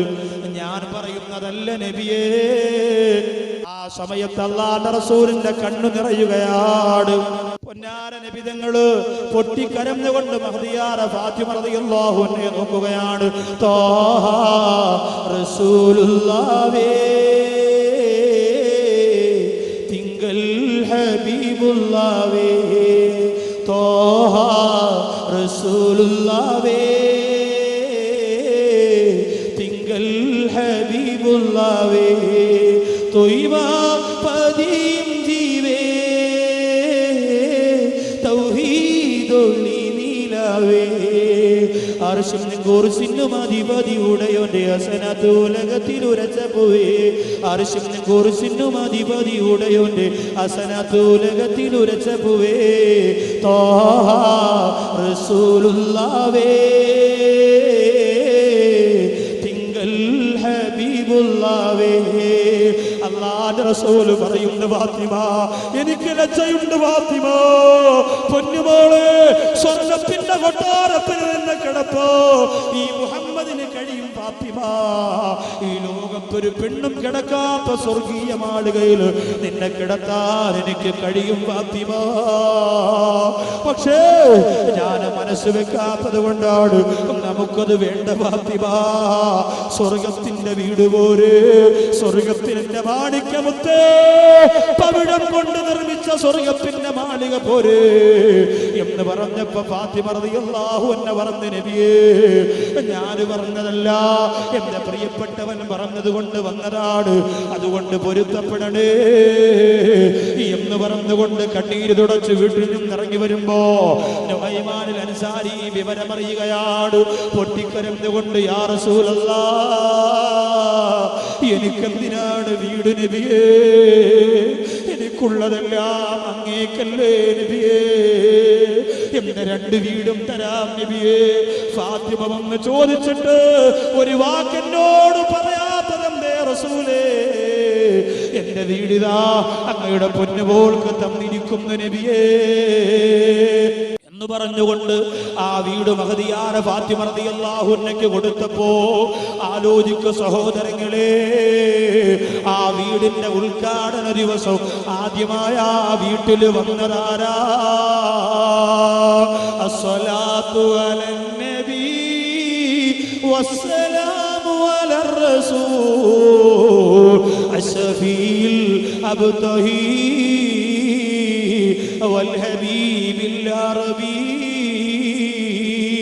ഉദ്ഘാടനം ചെയ്ത വീട്ടിന്റെ അകത്തിരുന്നൊരു 10 സലാത്ത് ചൊല്ലാ മനസ്സ് വരാത്ത യുവത്വമേ, അത് നാണക്കേടാണെന്ന് കരുതുന്നവര്, ഹബീബിന്റെ പേര് പറഞ്ഞുകൊണ്ട് 10 മദ്ഹ് പാടാനും പറയാനും സമയം കണ്ടെത്താത്ത എന്റെ പ്രിയപ്പെട്ടവരെ, അല്ലാഹ് അല്ലാഹുവിന്റെ റസൂൽ മഹദിയായ ഫാത്തിമ റളിയല്ലാഹു അൻഹ താമസിക്കാൻ പോകുന്ന വീടിലേക്ക് വന്നു. അങ്ങനെ വീട് ഉദ്ഘാടനത്തിന് വരുമ്പോ ഒരു സമ്മാനം കൊടുക്കണമെന്ന് നബി തങ്ങളാ പഠിപ്പിച്ചത്. എന്താ പൊന്നുപോലുള്ള വീടിൽ കൊണ്ടുവന്നതെന്നറിയോ? വില കൂടിയ സമ്മാനങ്ങൾ വാങ്ങാ പലിശക്കാരന്റെ മുമ്പ് പോയി കാത്തിരിക്കുന്ന വാപ്പമാരുടെ കാലമല്ലേ? എന്താ തന്റെ പ്രിയപ്പെട്ട പിതാവ് മഹദിയായ ഫാത്തിമ റളിയല്ലാഹു അൻഹയ്ക്ക് കൊണ്ടുകൊടുത്തതെന്നറിയോ? പ്രിയപ്പെട്ടവരെ, അല്ലാഹുവിന്റെ ഹബീബ് കിടന്നുകൊണ്ടിരുന്ന ഈന്തപ്പന കൊണ്ട് നിർമ്മിച്ച ഈന്തപ്പനയുടെ നാര് കൊണ്ട് നിർമ്മിച്ച പായയാ. ആ പായ കൊണ്ട് കൊടുത്തപ്പോ കണ്ണീരോടെ വാങ്ങിയ ഫാത്തിമ റളിയല്ലാഹു അൻഹ ഈ ലോകത്തിൽ നിന്ന് വിട പറയുന്നത് വരെ തന്റെ വീട്ടിലെ വിലപിടിപ്പുള്ള നിധിയായി അല്ലാഹുവിന്റെ റസൂൽ കൊണ്ട് കൊടുത്ത പായുണ്ടല്ലോ തന്റെ വീട്ടിന്റെ അകത്ത് സൂക്ഷിച്ചു വെച്ചിരുന്നു. പ്രിയപ്പെട്ടവരെ, വീട് വാലുകാച്ചിന് വാപ്പ കൊണ്ട് തരുന്ന സമ്മാനം വലിച്ചെറിയുന്ന പെങ്ങളെ, വീട് വാലുകാച്ചിന് ഉമ്മ കൊണ്ട് തരുന്ന സമ്മാനം കുറഞ്ഞു പോയെന്ന് പറഞ്ഞ് വീടിന്റെ മൂലക്കേക്ക് വലിച്ചെറിയുന്നവര്, മാതാപിതാക്കൾ തരുന്ന സ്വതക്കയുടെ, മാതാപിതാക്കൾ തരുന്ന സമ്മാനത്തിന്റെ, മാതാപിതാക്കൾ തരുന്ന ഹദിയയുടെ വിലയേറിയാ നമുക്ക് കഴിയില്ല. പ്രിയപ്പെട്ടവരെ, ജീവിതത്തിൽ ആദ്യമായി വാപ്പ കൊടുത്ത 10 രൂപ പോക്കറ്റിനകത്തിട്ടുകൊണ്ട് നടക്കുന്ന കൂട്ടുകാരെ എനിക്കറിയാം. പ്രിയപ്പെട്ടവര്, തന്റെ എല്ലാ സ്ഥാപനങ്ങൾക്കും ഉമ്മാടെ പേര് വെച്ചുകൊണ്ട് തിരുവനന്തപുരത്ത് സന്തോഷത്തോടെ ജീവിക്കുന്ന ഒരു സ്വർണ്ണക്കട മുതലാളിയുടെ എനിക്കറിയാം ജീവിതം. അങ്ങനെ എത്രയോ പേരുണ്ട്. പ്രിയപ്പെട്ടവര്, ഫാത്തിമ റളിയല്ലാഹു അൻഹ തന്റെ ഹബീബ് കൊണ്ട് കൊടുത്ത ആ പായ സൂക്ഷിച്ചു വെച്ചിരിക്കുകയാണ് മരണം വരെ. വഫാത്തിന്റെ വേളയിൽ ആ പായ കൊണ്ട് വിരിച്ചു തരുമോ എനിക്കതിലൊന്ന് കിടക്കാൻ? ഫാത്തിമ റളിയല്ലാഹു അൻഹ പറഞ്ഞതാ അലി റളിയല്ലാഹു അൻഹു. നമ്മുടെ അയൽവാസിക്ക് നമ്മൾ സ്വാലിഹായ മനുഷ്യനാണോ അല്ലയോ എന്ന് പറയാനുള്ള അവകാശമുണ്ട്. ഇപ്പൊ എന്റെ വീടിന്റെ അടുത്ത് താമസിക്കുന്നവർ, ഞാനിപ്പോ വാതിനൊക്കെ കാട്ടാക്കട വന്നു, വട്ടിയൂർക്കാവ് വന്നു, അവിടെ വന്നു, ഇവിടെ വന്നു. അപ്പൊ കുറച്ച് ആൾക്കാർ പറഞ്ഞു ഇയാള് സ്വാലിഹായ മനുഷ്യനാണോ എന്ന് അറിയണം. വന്ന് പാട്ടും പാടി തമാശയും പറഞ്ഞ് പ്രസംഗിച്ച് കാറ് കയറി ഭക്ഷണം കഴിച്ചങ്ങ് പോവാൻ. ഇയാൾ പറയുന്നത് പോലെ ജീവിതത്തിൽ വല്ലതും ഉണ്ടോ? ഇയാളൊരു സ്വാലിഹായ മനുഷ്യനാണോ എന്നറിയാൻ ഇയാൾ താമസിക്കുന്ന വീടിന്റെ അപ്പുറത്ത് 4 ഭാഗത്ത് പോയി ഒന്ന് അന്വേഷിക്കണം. അപ്പൊ ഞാൻ സ്വാലിഹാണ് എന്ന് നിങ്ങൾ അങ്ങനെ പോയി അന്വേഷിച്ചതിന് ശേഷമേ ഉറപ്പിക്കാവൂ. രൂപഭാവം കണ്ട് ഉറപ്പിക്കാൻ പാടില്ല. അതുകൊണ്ട് തന്നെ കല്യാണ ആലോചനയുമായി ചോദിക്കാൻ വന്നാൽ മുടക്കാൻ വേണ്ടിയല്ലാതെ ഹക്ക് പറഞ്ഞു കൊടുക്കൽ ഒരു മനുഷ്യന്റെ ബാധ്യതയാണ്. എങ്ങനെയുണ്ടെന്ന് ചോദിച്ചാൽ സത്യസന്ധമായ വിവരം പറഞ്ഞു കൊടുക്കും. ഇല്ലാത്തത് പറയാനും പാടില്ല, ഉള്ളത് കൂട്ടി പറയാനും പാടില്ല. ചില ചെറുപ്പക്കാർ പൈസയും കൊടുത്ത് ജംഗ്ഷനിൽ ആളെ നിർത്തിയിരിക്കുക. കേൾസു മറ്റേ നമ്പർ വരണ വണ്ടി വരാണെങ്കിൽ നിങ്ങൾ പിടിച്ച് നിർത്തിയിട്ട് ചോദിക്കുമ്പോൾ സെറ്റപ്പായിട്ട് പറഞ്ഞു കൊടുക്കണം. കല്യാണം നടക്കണേ, നമുക്ക് അടിപൊളിയായിട്ട് 3 ദിവസത്തേക്കാണ് പാർട്ടി സൺഡേ ബുക്ക് ചെയ്തിരിക്കണമെന്ന് പറയും. അപ്പൊ അതുകൊണ്ട് ഇങ്ങനെയും കാശ് കൊടുത്ത ചില ആൾക്കാരെ നിശ്ചയിച്ചിട്ടുണ്ട്. ഇതിലൊന്നും പെടാതെ എന്റെ സഹോദരങ്ങളെ, ഉമർ ഇബ്നുൽ ഖത്താബ് റളിയല്ലാഹു അൻഹു പറയുന്ന അയൽവാസികൾ പറയണം, ഹക്ക് പറഞ്ഞു കൊടുക്കുക. ഇപ്പൊ എന്നെ സംബന്ധിച്ച് എന്റെ വീടിന്റെ അപ്പുറം ഇപ്പുറം താമസിക്കുന്നവര് പറയണം, സ്വാലിഹായ മനുഷ്യനാണ് നിന്നെ കുറിച്ച് പറഞ്ഞെങ്കിലേ ഞാൻ സ്വാലിഹായ മനുഷ്യനാകൂ. ഇല്ലെങ്കിൽ എത്ര സ്ഥലത്ത് പോയി വാതു പറഞ്ഞാലും എത്ര ദിവസം പറഞ്ഞാലും ഞാൻ സ്വാലിഹായ മനുഷ്യനല്ല. ഉറപ്പാണൊക്കെ. നിങ്ങൾ ചിന്തിച്ചു നോക്കിയ, നിങ്ങളുടെ വീടിന്റെ അടുത്ത് താമസിക്കുന്നവർ നിങ്ങളെ കുറിച്ച് അവരോട് ചോദിച്ചാൽ അവരെന്ത് പറയും? അഭിപ്രായം ആലോചിച്ച് നോക്കി. ഒരു വിശ്വാസിയെ സംബന്ധിച്ചിടത്തോളം നല്ലത് പറയണം. ഇപ്പൊ ചെറുപ്പക്കാര് പറയും വലിയ തിരക്കേടില്ലാത്ത അഭിപ്രായം പറയും, അപ്പുറത്തെ താത്ത കുഴപ്പമൊന്നുമില്ല. അങ്ങനത്തെ അഭിപ്രായമല്ല. നിങ്ങൾ ഉദ്ദേശിക്കുന്ന രീതിയിൽ ഞാൻ കുഴപ്പമില്ല, അവൻ ചെറുപ്പക്കാരൻ, അവൻ നല്ല പയ്യനാണ്, മോട്ടർ കേടാവുമ്പോ വരും, പുതിയ CD ഗ്യാസിറ്റ് ഇട്ടി അപ്പോഴേ കൊണ്ടുതരും, ഇവിടെ എന്ത് വിളിയേട്ടാ അപ്പോഴേ ചാടി ടറസ് മതിൽ ചാടി ഇവിടെ വരും, എന്താവശ്യം ഉണ്ടെങ്കിലും ഇവിടെ സഹകരിക്കും. അങ്ങനത്തെ ഒരു സഹകരണമല്ല. യുവാക്കളും യുവതികളും തമ്മിലുള്ള ആ ഒരു സ്നേഹബന്ധം അത് എല്ലാ സ്ഥലത്തും ഉള്ളതാണ്. വികാര വിചാരങ്ങൾ കടിപ്പെട്ടുകൊണ്ട് അങ്ങനെ ഒരു ബന്ധമുണ്ട്. അതിനപ്പുറം എന്റെ പ്രിയപ്പെട്ടവരെ, ഒരു അയൽവാസ ബന്ധമെന്നുള്ള നിലയ്ക്ക് ഒരു സഹകരണം ഒരു വിശ്വാസിയുടെ ബാധ്യതയാണ്. അതില്ലാത്തവന് വിശ്വാസി എന്ന് പറയാൻ കഴിയില്ല. അങ്ങനെ ഒരു ബന്ധമുണ്ടോ എങ്കിൽ നിങ്ങൾക്ക് സ്വാലിഹായ മനുഷ്യനാണെന്ന് പറയാൻ കഴിയുന്നതാണ്. എന്റെ മുമ്പിൽ വന്നിരിക്കുന്നവരെ, പടവങ്കോട് പള്ളിയുടെ പവിത്രമായ മുറ്റത്ത് വന്നിരുന്ന ഈ നസീഹത്ത് കേൾക്കുന്നവര്, നമ്മുടെ വീടിന്റെ അപ്പുറവും ഇപ്പുറവും താമസിക്കുന്നവര് നമ്മളെ കുറിച്ച് നല്ലതെന്ന് പറയുമോ? ആണുങ്ങളെ കുറിച്ച് പറഞ്ഞാലും പെണ്ണുങ്ങളെ കുറിച്ച് പറയാൻ വലിയ പാടാണ്. ഓ അവളാണ് അയാളെ അങ്ങനെ ആക്കി എടുത്തത്. അല്ലോ വരച്ച വരയില് നിർത്തി നല്ലൊരു മനുഷ്യനായിരുന്നു, അയാളെ പാഴിക്കളഞ്ഞു എന്ന് അയൽവാസികൾ പരസ്പരം പറയും. സഹോദരങ്ങളെ, ഒരയൽവാസിയുടെ വായിൽ മോശത്തരം നമ്മളായിട്ട് പറയിപ്പിക്കരുത്. ആർക്കും ഒരു ഭാരമാകാതെ, ആർക്കും ഒരു ബുദ്ധിമുട്ടുണ്ടാക്കാറ്, ആരെയും വഞ്ചിക്കാറ്, പറ്റിക്കാറ്, മോശത്തരം പറയാറ്, സന്തോഷത്തോടെ വിശ്വാസികളുടെ ബാധ്യത മനസ്സിലാക്കി ജീവിക്കുന്ന ഒരു മുസ്ലിമായി നമ്മൾ മാറുമ്പോഴാണ് സ്വാലിഹാകുന്നത്. രണ്ടാമത് ഉമർ ഇബ്നുൽ ഖത്താബ് റളിയല്ലാഹു അൻഹു പറയുന്നു, അയാളൊരു സ്വാലിഹാന മനുഷ്യനാണെന്ന് പറയാൻ നിനക്ക് കഴിയണമെങ്കിൽ നീ അയാളുടെ കൂടെ ഒന്ന് യാത്ര പോയി നോക്കണം. ഒരു യാത്ര പോകണം അയാളുമായി. യാത്ര പോകുമ്പോ യാത്രയിൽ ഒരുപാട്, ഇപ്പൊ ആറ്റിങ്കരയും ഏർവാടിയും അജ്മീറൊക്കെ യാത്ര പോകുമല്ലോ എന്റെ പ്രിയപ്പെട്ട താത്തമാര്. ബസ്സൊക്കെ ബുക്ക് ചെയ്ത് അച്ചാറൊക്കെ എടുത്ത് വെച്ച്, ചിപ്സൊക്കെ ഉണ്ടാക്കി, കാവറ്റലും പിന്നെ ചക്ക വറുത്തതും എല്ലാം എടുത്ത് വെച്ച്, ഇപ്പൊ മരിക്കാൻ കിടക്കണം ഉപ്പാപ്പാരുടെ അടുത്ത് യാത്രയൊക്കെ ചോദിച്ച് മുത്തം കൊടുത്ത് പോയിട്ട് വരട്ടെ അപ്പാ, വരുമ്പോ 3-ാം പത്തി ഉറപ്പായിട്ട് നടത്തണേ എന്നൊക്കെ പറഞ്ഞ് റെഡിയായി വണ്ടിക്കകത്ത് കയറി സിനിമയൊക്കെ കണ്ട് പാട്ടും പാടി പോണ താത്തമാര് തിരിച്ചു വരുമ്പോ ഓരോ നിന്റെ മോന്ത കടന്തൽ കുത്തിയമാര് ഇത്തിരി ഉണ്ടാവും. അതെന്താ? തിരിച്ചു വന്ന സങ്കടം കൊണ്ടല്ല, വണ്ടിക്കകത്ത് വെച്ച് പൊരിഞ്ഞടിയാണ്. യാത്ര ചെയ്യാൻ കിലോമീറ്ററുകളോളം യാത്ര ചെയ്യുമ്പോൾ പിണങ്ങാതിരിക്കുന്നവരാണ് സ്വാലിഹീങ്ങൾ. യാത്രയിലെ ബുദ്ധിമുട്ട് അനുഭവിക്കാൻ കഴിയുന്നവരാണ് സ്വാലിഹീങ്ങൾ. യാത്രയുടെ പ്രയാസമറിയാൻ കഴിയുന്നവരാണ് സ്വാലിഹീങ്ങൾ. അല്ലാത്തവരെ സ്വാലിഹെന്ന് പറയാ എന്റെ പ്രിയപ്പെട്ടവരെ കഴിയുന്നതല്ല. അപ്പൊ ഒരുമിച്ച് യാത്ര പോകുമ്പോൾ അതിലെന്തെങ്കിലും ബുദ്ധിമുട്ടും വിഷമങ്ങളൊക്കെ വന്നാൽ നമ്മൾ സഹിക്കുകയും ക്ഷമിക്കുകയും ചെയ്യുമ്പോഴാണ് നമ്മൾ ആരാകുന്നത്? സ്വാലിഹീങ്ങളാകുന്നത്. സഹോദരിമാരെ സംബന്ധിച്ചിടത്തോളം യാത്ര വലിയ ബുദ്ധിമുട്ടാണ്. 3-4 സഹോദരിമാർ ഒരുമിച്ച് ഒരു സ്ഥലത്ത് യാത്ര പോയാൽ ഉറപ്പായിട്ടും ഡ്രൈവറെയും കൊന്ന് കിളിയെ കൊണ്ട് വണ്ടി ഓടിപ്പിച്ച് സ്ഥലത്ത് പോയിട്ട് തിരിച്ചു വരും. അടിയപ്പോ നടന്നെന്ന് ചോദിച്ചാൽ കല്യാണത്തിനൊക്കെ പോകുമ്പോ കണ്ടിട്ടില്ലേ? സുബ്ഹാനല്ലാഹ്, അല്ലാഹു കാക്കട്ടെ. അപ്പോൾ ഒന്നതാണ്. ഇനി മൂന്നാമത്തതാണ് നമ്മുടെ വിഷയം. ഒരാൾ സ്വാലിഹാന മനുഷ്യനാണെന്ന് പറയണമെങ്കിൽ അയാളുടെ പണവുമായി നീ ബന്ധപ്പെട്ടു നോക്കണം, സാമ്പത്തികവുമായി ബന്ധപ്പെടണമെന്ന് സയ്യിദുനാ ഉമർ ഇബ്നുൽ ഖത്താബ് റളിയല്ലാഹു അൻഹു പറയുകയാണ്. ഒരാളുടെ സ്വഭാവം അറിയണമെങ്കിൽ അയാളുടെ പോക്കറ്റിൽ ഒന്ന് ബന്ധപ്പെടണം. അയാളുടെ പോക്കറ്റിൽ തൊട്ട് നോക്കുമ്പോഴാണ് സ്വഭാവം അറിയുന്നത്. അല്ലാഹു സുബ്ഹാനഹു വ തആല പടച്ച റബ്ബ് തന്ന സമ്പത്തിനെ, അല്ലാഹു അനുവദിച്ചു തന്ന മാർഗത്തിലൂടെ സമ്പാദിക്കുന്ന സമ്പാദ്യത്തിന് അർഹതപ്പെട്ടവർക്ക് കൊടുക്കാ. അല്ലാഹുവേ, പാവപ്പെട്ട നമുക്ക് തൗഫീഖ് തരണേ അല്ലാ. എത്രയോ സാധുക്കൾ ഈ മജ്‌ലിസിലുണ്ട്, എത്രയോ പാവപ്പെട്ടവരുണ്ട്, പട്ടിണി പാവങ്ങളുണ്ട്. അവർക്ക് സമ്പാദ്യം നീ കൊടുക്കണേ അല്ലാ. പരീക്ഷണത്തിൽ പതറാത്ത സ്വത്ത് കൊടുത്തുകൊണ്ട് അവര് നീ സഹായിക്കണേ അല്ലോ. അല്ലാഹുവിന്റെ റസൂൽ സഹാബത്തിനോട് പറയുന്നു, സഹാബത്തെ, ഉടുതുണിക്ക് മറുതുണിയില്ലാത്ത ഈ കാലഘട്ടമാണ് നല്ലത്. ഇതല്ലാതെ ഒരുപാട് സമ്പാദ്യം വന്നാ നിങ്ങൾ അല്ലാഹയെ മറന്നുപോകും. സഹാബത്തെ, സഅലബത്ത് എന്ന് പറയുന്ന സഹാബിയുടെ കഥ നിങ്ങൾക്കറിയാമല്ലോ. നിസ്കാരത്തിന് ഓടി ഓടി വന്നുകൊണ്ടിരുന്നയാളാ, കൃത്യമായി നിസ്കരിക്കാൻ വന്നുകൊണ്ടിരുന്നയാളാ. അല്ലാഹുവിന്റെ റസൂൽ നിസ്കാരം കഴിഞ്ഞ് പെട്ടെന്ന് പള്ളിയിൽ നിന്ന് ഇറങ്ങിപ്പോകുമ്പോ അല്ലാഹുവിന്റെ റസൂൽ ചോദിച്ചു, സഅലബാ, എന്താ നീ പെട്ടെന്ന് ഇറങ്ങി പോകുന്നത്?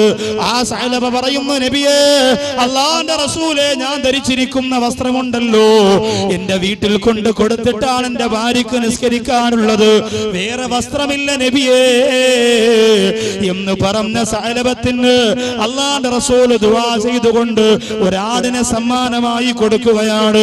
കഷ്ടപ്പാട് മാറാൻ, പട്ടിണി മാറാൻ, ദുഃഖം മാറാൻ അല്ലാഹുവിന്റെ റസൂൽ അങ്ങനെ കൊടുത്തപ്പോ അവസാന സഅലബത്താരായി മാറിയെന്നറിയോ?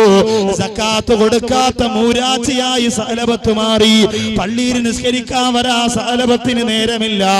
കാരണം പണം ഒരുപാട് കൂടിപ്പോയത് കൊണ്ട്, കണക്കൊരുപാട് കൂടിപ്പോയത് കൊണ്ട്, വലിയ ആടുകളെ, ആയിരക്കണക്കായ ആടിന്റെ മുതലാളിയായിട്ട് സഅലബ മാറിപ്പോയത് കൊണ്ട് നിസ്കരിക്കാൻ നേരമില്ല. പടവങ്കോടുള്ളവരെ നമ്മൾ അങ്ങനെ ആയി പോകരുത്. അല്ലാഹു കഷ്ടപ്പാടും ദുഃഖവും തരുമ്പോ മാത്രം ഒരു പടച്ചോ മതിയോ? അല്ലാഹു കണ്ണീര് തരുമ്പോ മാത്രം ഒരു പടച്ചോ മതിയോ? പണം തരുമ്പോഴും സമ്പാദ്യം തരുമ്പോഴും സൗഭാഗ്യം തരുമ്പോഴും അല്ലാഹുവിന്റെ പള്ളിയെ മറക്കല്ലേ. ചില ചെറുപ്പക്കാരുണ്ട് ആദ്യമായിട്ട് ഗൾഫിൽ പോകാൻ പോകുമ്പോ പള്ളിയിൽ വരും, എന്നിട്ട് വാപ്പാര ഖബറിന്റെ അടുത്ത് വന്ന് യാസീൻ ഓതി ദുആ, ഉമ്മാര ഖബറിന്റെ അടുത്ത് വന്ന് ദുആ, പാപ്പാര ഖബറിന്റെ അടുത്ത് വന്ന് ദുആ, ഉസ്താദിന് 100 രൂപ, അസിസ്റ്റന്റ് ഉസ്താദിന് 50 രൂപ, മുഹദ്ദീ സാഹിബിന് 25 രൂപ, ബാക്കിയുള്ള പൈസ കാണിക്കപ്പെട്ടിയിലും ഇട്ട് കരഞ്ഞിട്ടാണ് പോവാ. ആദ്യം ഗൾഫിൽ പോകുമ്പോ മാത്രമേ ഇതുള്ളൂ. രണ്ടാമത് ഗൾഫിൽ പോകാൻ നേരത്ത് വാപ്പാര ഖബറും വേണ്ട, ഉമ്മാര ഖബറും വേണ്ട, ഒന്നും വേണ്ട. കാരണം എന്താ? അടവുകളൊക്കെ മനസ്സിലായി. എങ്ങനെയാണ് ഗൾഫിൽ നിന്ന് പറ്റുക, എങ്ങനെയാണ് പറ്റിക്കേണ്ടത്, എങ്ങനെയാണ് തട്ടിപ്പ് നടത്തേണ്ടത്, എങ്ങനെയാണ് കാശുണ്ടാക്കേണ്ടത്. അതുകൊണ്ട് ഇനി ആ ദുആയൊക്കെ ചെയ്ത് പ്രതീക്ഷിക്കേണ്ട കാര്യമില്ല. അല്ലാഹു തആല എല്ലാം നമുക്ക് പഠിപ്പിച്ചു തന്നിരിക്കുകയാണ്. ഈ ഒരു ധാരണ സഹോദരങ്ങളുടെ മനസ്സിലുണ്ടാക്കുന്നതിന്റെ പ്രിയപ്പെട്ടവരെ അവനെ നശിപ്പിക്കുന്ന സമ്പത്താണ്. അവനെ നശിപ്പിക്കുന്ന സമ്പത്താണ്. നല്ലതുപോലെ മൂടിക്കെട്ടി വെച്ചുകൊണ്ട് നടന്നിരുന്ന സഹോദരി, അവരുടെ ഭർത്താവിന് പെട്ടെന്ന് തന്നെ ഗൾഫിൽ വെച്ച് നല്ല സമ്പാദ്യം കിട്ടി, അൽഹംദുലില്ലാഹ്. പിന്നെ ഈ സഹോദരിക്ക് ഒരു മോഡൽ മാറ്റമാണ്. പിന്നെ പെട്ടെന്ന് തന്നെ പഴയ ഡ്രസ്സൊക്കെ ഒന്ന് മാറ്റി മോഡൽ വസ്ത്രത്തിലേക്ക് കടന്നു വരണമെന്നുള്ള താല്പര്യം. ഏതൊക്കെ വസ്ത്രം മാറ്റിയാലും എന്റെ സഹോദരിമാരെ, നിങ്ങളോട് കാല് പിടിച്ചുകൊണ്ടൊരു കാര്യം ഞാൻ പറയാം. എല്ലാ ഉമ്മമാരും നിസ്കരിക്കുന്ന നിസ്കാര കുപ്പായം ഒന്ന് കാണണം. എന്റെ റബ്ബേ, കരമ്പേനും അടിച്ച് വിയർപ്പും ദുർഗന്ധവും ആയിട്ട് നിസ്കാര റൂമിൽ ഇങ്ങനെ തൂക്കിയിട്ടിട്ടുണ്ട്. ഒന്ന് എടുക്കുകയോ ഉണക്കാനിടുകയോ കഴുകിയിടുകയോ പോലും ചെയ്യൂല. എന്തൊരവസ്ഥയാണ് സഹോദരിമാരെ. വെളിയിലിറങ്ങുമ്പോ അത്ര പൂശാത്ത സ്ഥലമില്ല. തേച്ചതിനെ ചുളുങ്ങിപ്പോയെങ്കിൽ അതിനെ വൃത്തിയാക്കാതെ സഹോദരിമാര് പുറത്തിറങ്ങൂല. അങ്ങനെ ജീവിക്കുന്ന എന്റെ പ്രിയപ്പെട്ട സഹോദരിമാരുടെ നിസ്കാര റൂമിനകത്ത് കിടക്കുന്ന നിസ്കാര കുപ്പായം ഒന്ന് കാണണം. ചാനലുകാർ ആരെങ്കിലും കാണണമെങ്കിൽ പിന്നെ ഒരാഴ്ചത്തേക്ക് അവർക്ക് അത് തന്നെ ബഹളം. കാരണം എന്താ? കരമ്പേനടിച്ച് കൈയുടെ ഭാഗം മൊത്തവും കറുകറ. പിന്നെ ഏറ്റവും അധികം കാണേണ്ടത് സോക്സ് ആണ്. ഉമ്മാമ്മമാര് കാലിലിടുന്ന സോക്സ്. അല്ലോ, ഊരണ കയറിയിരിക്കണം, തട്ടി നോക്കിയിട്ട് വേണം കാലിലിടാൻ. ഇതിങ്ങനെ വേഴാഴ്ച കിടന്ന് നിങ്ങളൊന്നും എടുത്തിട്ട് അറസിന്റെ മണ്ടയിൽ ഇട്ടെങ്കിലും ഒന്നിട്ട് ഉണക്കണം. ആരും എടുക്കാറില്ലത്. അച്ഛ കൊണ്ട് തന്നതാ, മക്കയിൽ പോയപ്പോ കിട്ടിയതാ, മദീന പോയപ്പോ കിട്ടിയാന്ന് പറഞ്ഞ് അങ്ങനെ വെച്ചിരിക്കുകയാണ്. അള്ളാഹു കാക്കട്ടെ. അപ്പോ അള്ളാഹു തന്ന സമ്പാദ്യം അത് മറ്റുള്ളവർക്ക് അർഹതപ്പെട്ടതാണെന്ന് മനസ്സിലാക്കാ എന്റെ പ്രിയപ്പെട്ടവരെ നമുക്ക് സാധിക്കണം. അള്ളാന്റെ റസൂലിന്റെ പൊന്നുമോള് ഫാത്തിമ ബീവി റളിയല്ലാഹു തആല ജീവിതത്തിൽ അത് പ്രകടിപ്പിച്ചവരല്ലേ. അള്ളാഹു കൊടുത്ത സമ്പാദ്യം അള്ളാഹു ഒന്നും കൊടുത്തില്ല. ഫാത്തിമ ബീവി റളിയല്ലാഹു അൻഹക്ക് പടവം കൊടുത്ത സഹോദരിമാർക്കും എന്തെല്ലാ സൗകര്യങ്ങളുണ്ടായി, എന്തെല്ലാ സംവിധാനങ്ങളുണ്ടായി, എത്രയോ ജീവിത സുഖങ്ങളുണ്ടായി. ഇന്നലി കുല്ലി ഉമ്മത്തിൻ ഫിത്ന വ ഫിത്നതു ഉമ്മത്തി അൽമാൽ. എല്ലാ സമുദായത്തിനും അള്ളാഹു ഫിത്ന കൊടുത്തിട്ടുണ്ട്, പരീക്ഷണം കൊടുത്തിട്ടുണ്ട്. വ ഫിത്നതു ഉമ്മത്തി, എനിക്ക് അല്ലാഹു തന്നിരിക്കുന്ന പരീക്ഷണം എന്തെന്നറിയോ? അൽമാൽ, അത് സമ്പത്താണെന്ന് നബി മുഹമ്മദ് മുസ്തഫ അല്ലാഹുവിന്റെ റസൂൽ ഈ സമുദായത്തിന് കൊടുത്ത സമ്പാദ്യത്തിന്റെ പരീക്ഷണത്തിന്റെ മേഖലയെ വിശദീകരിച്ചുകൊണ്ട് സഹാബത്തിനോട് പറഞ്ഞു കൊടുത്ത ഹദീസാ. പണം വന്നതുകൊണ്ട് ഉമ്മായ വേണ്ടാത്തവര്, പണം വന്നതുകൊണ്ട് വാപ്പായ വേണ്ടാത്തവര്, പണം വന്നതുകൊണ്ട് പള്ളി വേണ്ടാത്തവര്, പണം വന്നതുകൊണ്ട് ദീനിനെ പുച്ഛിച്ചു തള്ളുന്നവര്, ഇതെല്ലാം ഒരു കാലഘട്ടത്തിൽ നിന്നെ തിരിച്ചു കൊത്തുന്നതാണ്.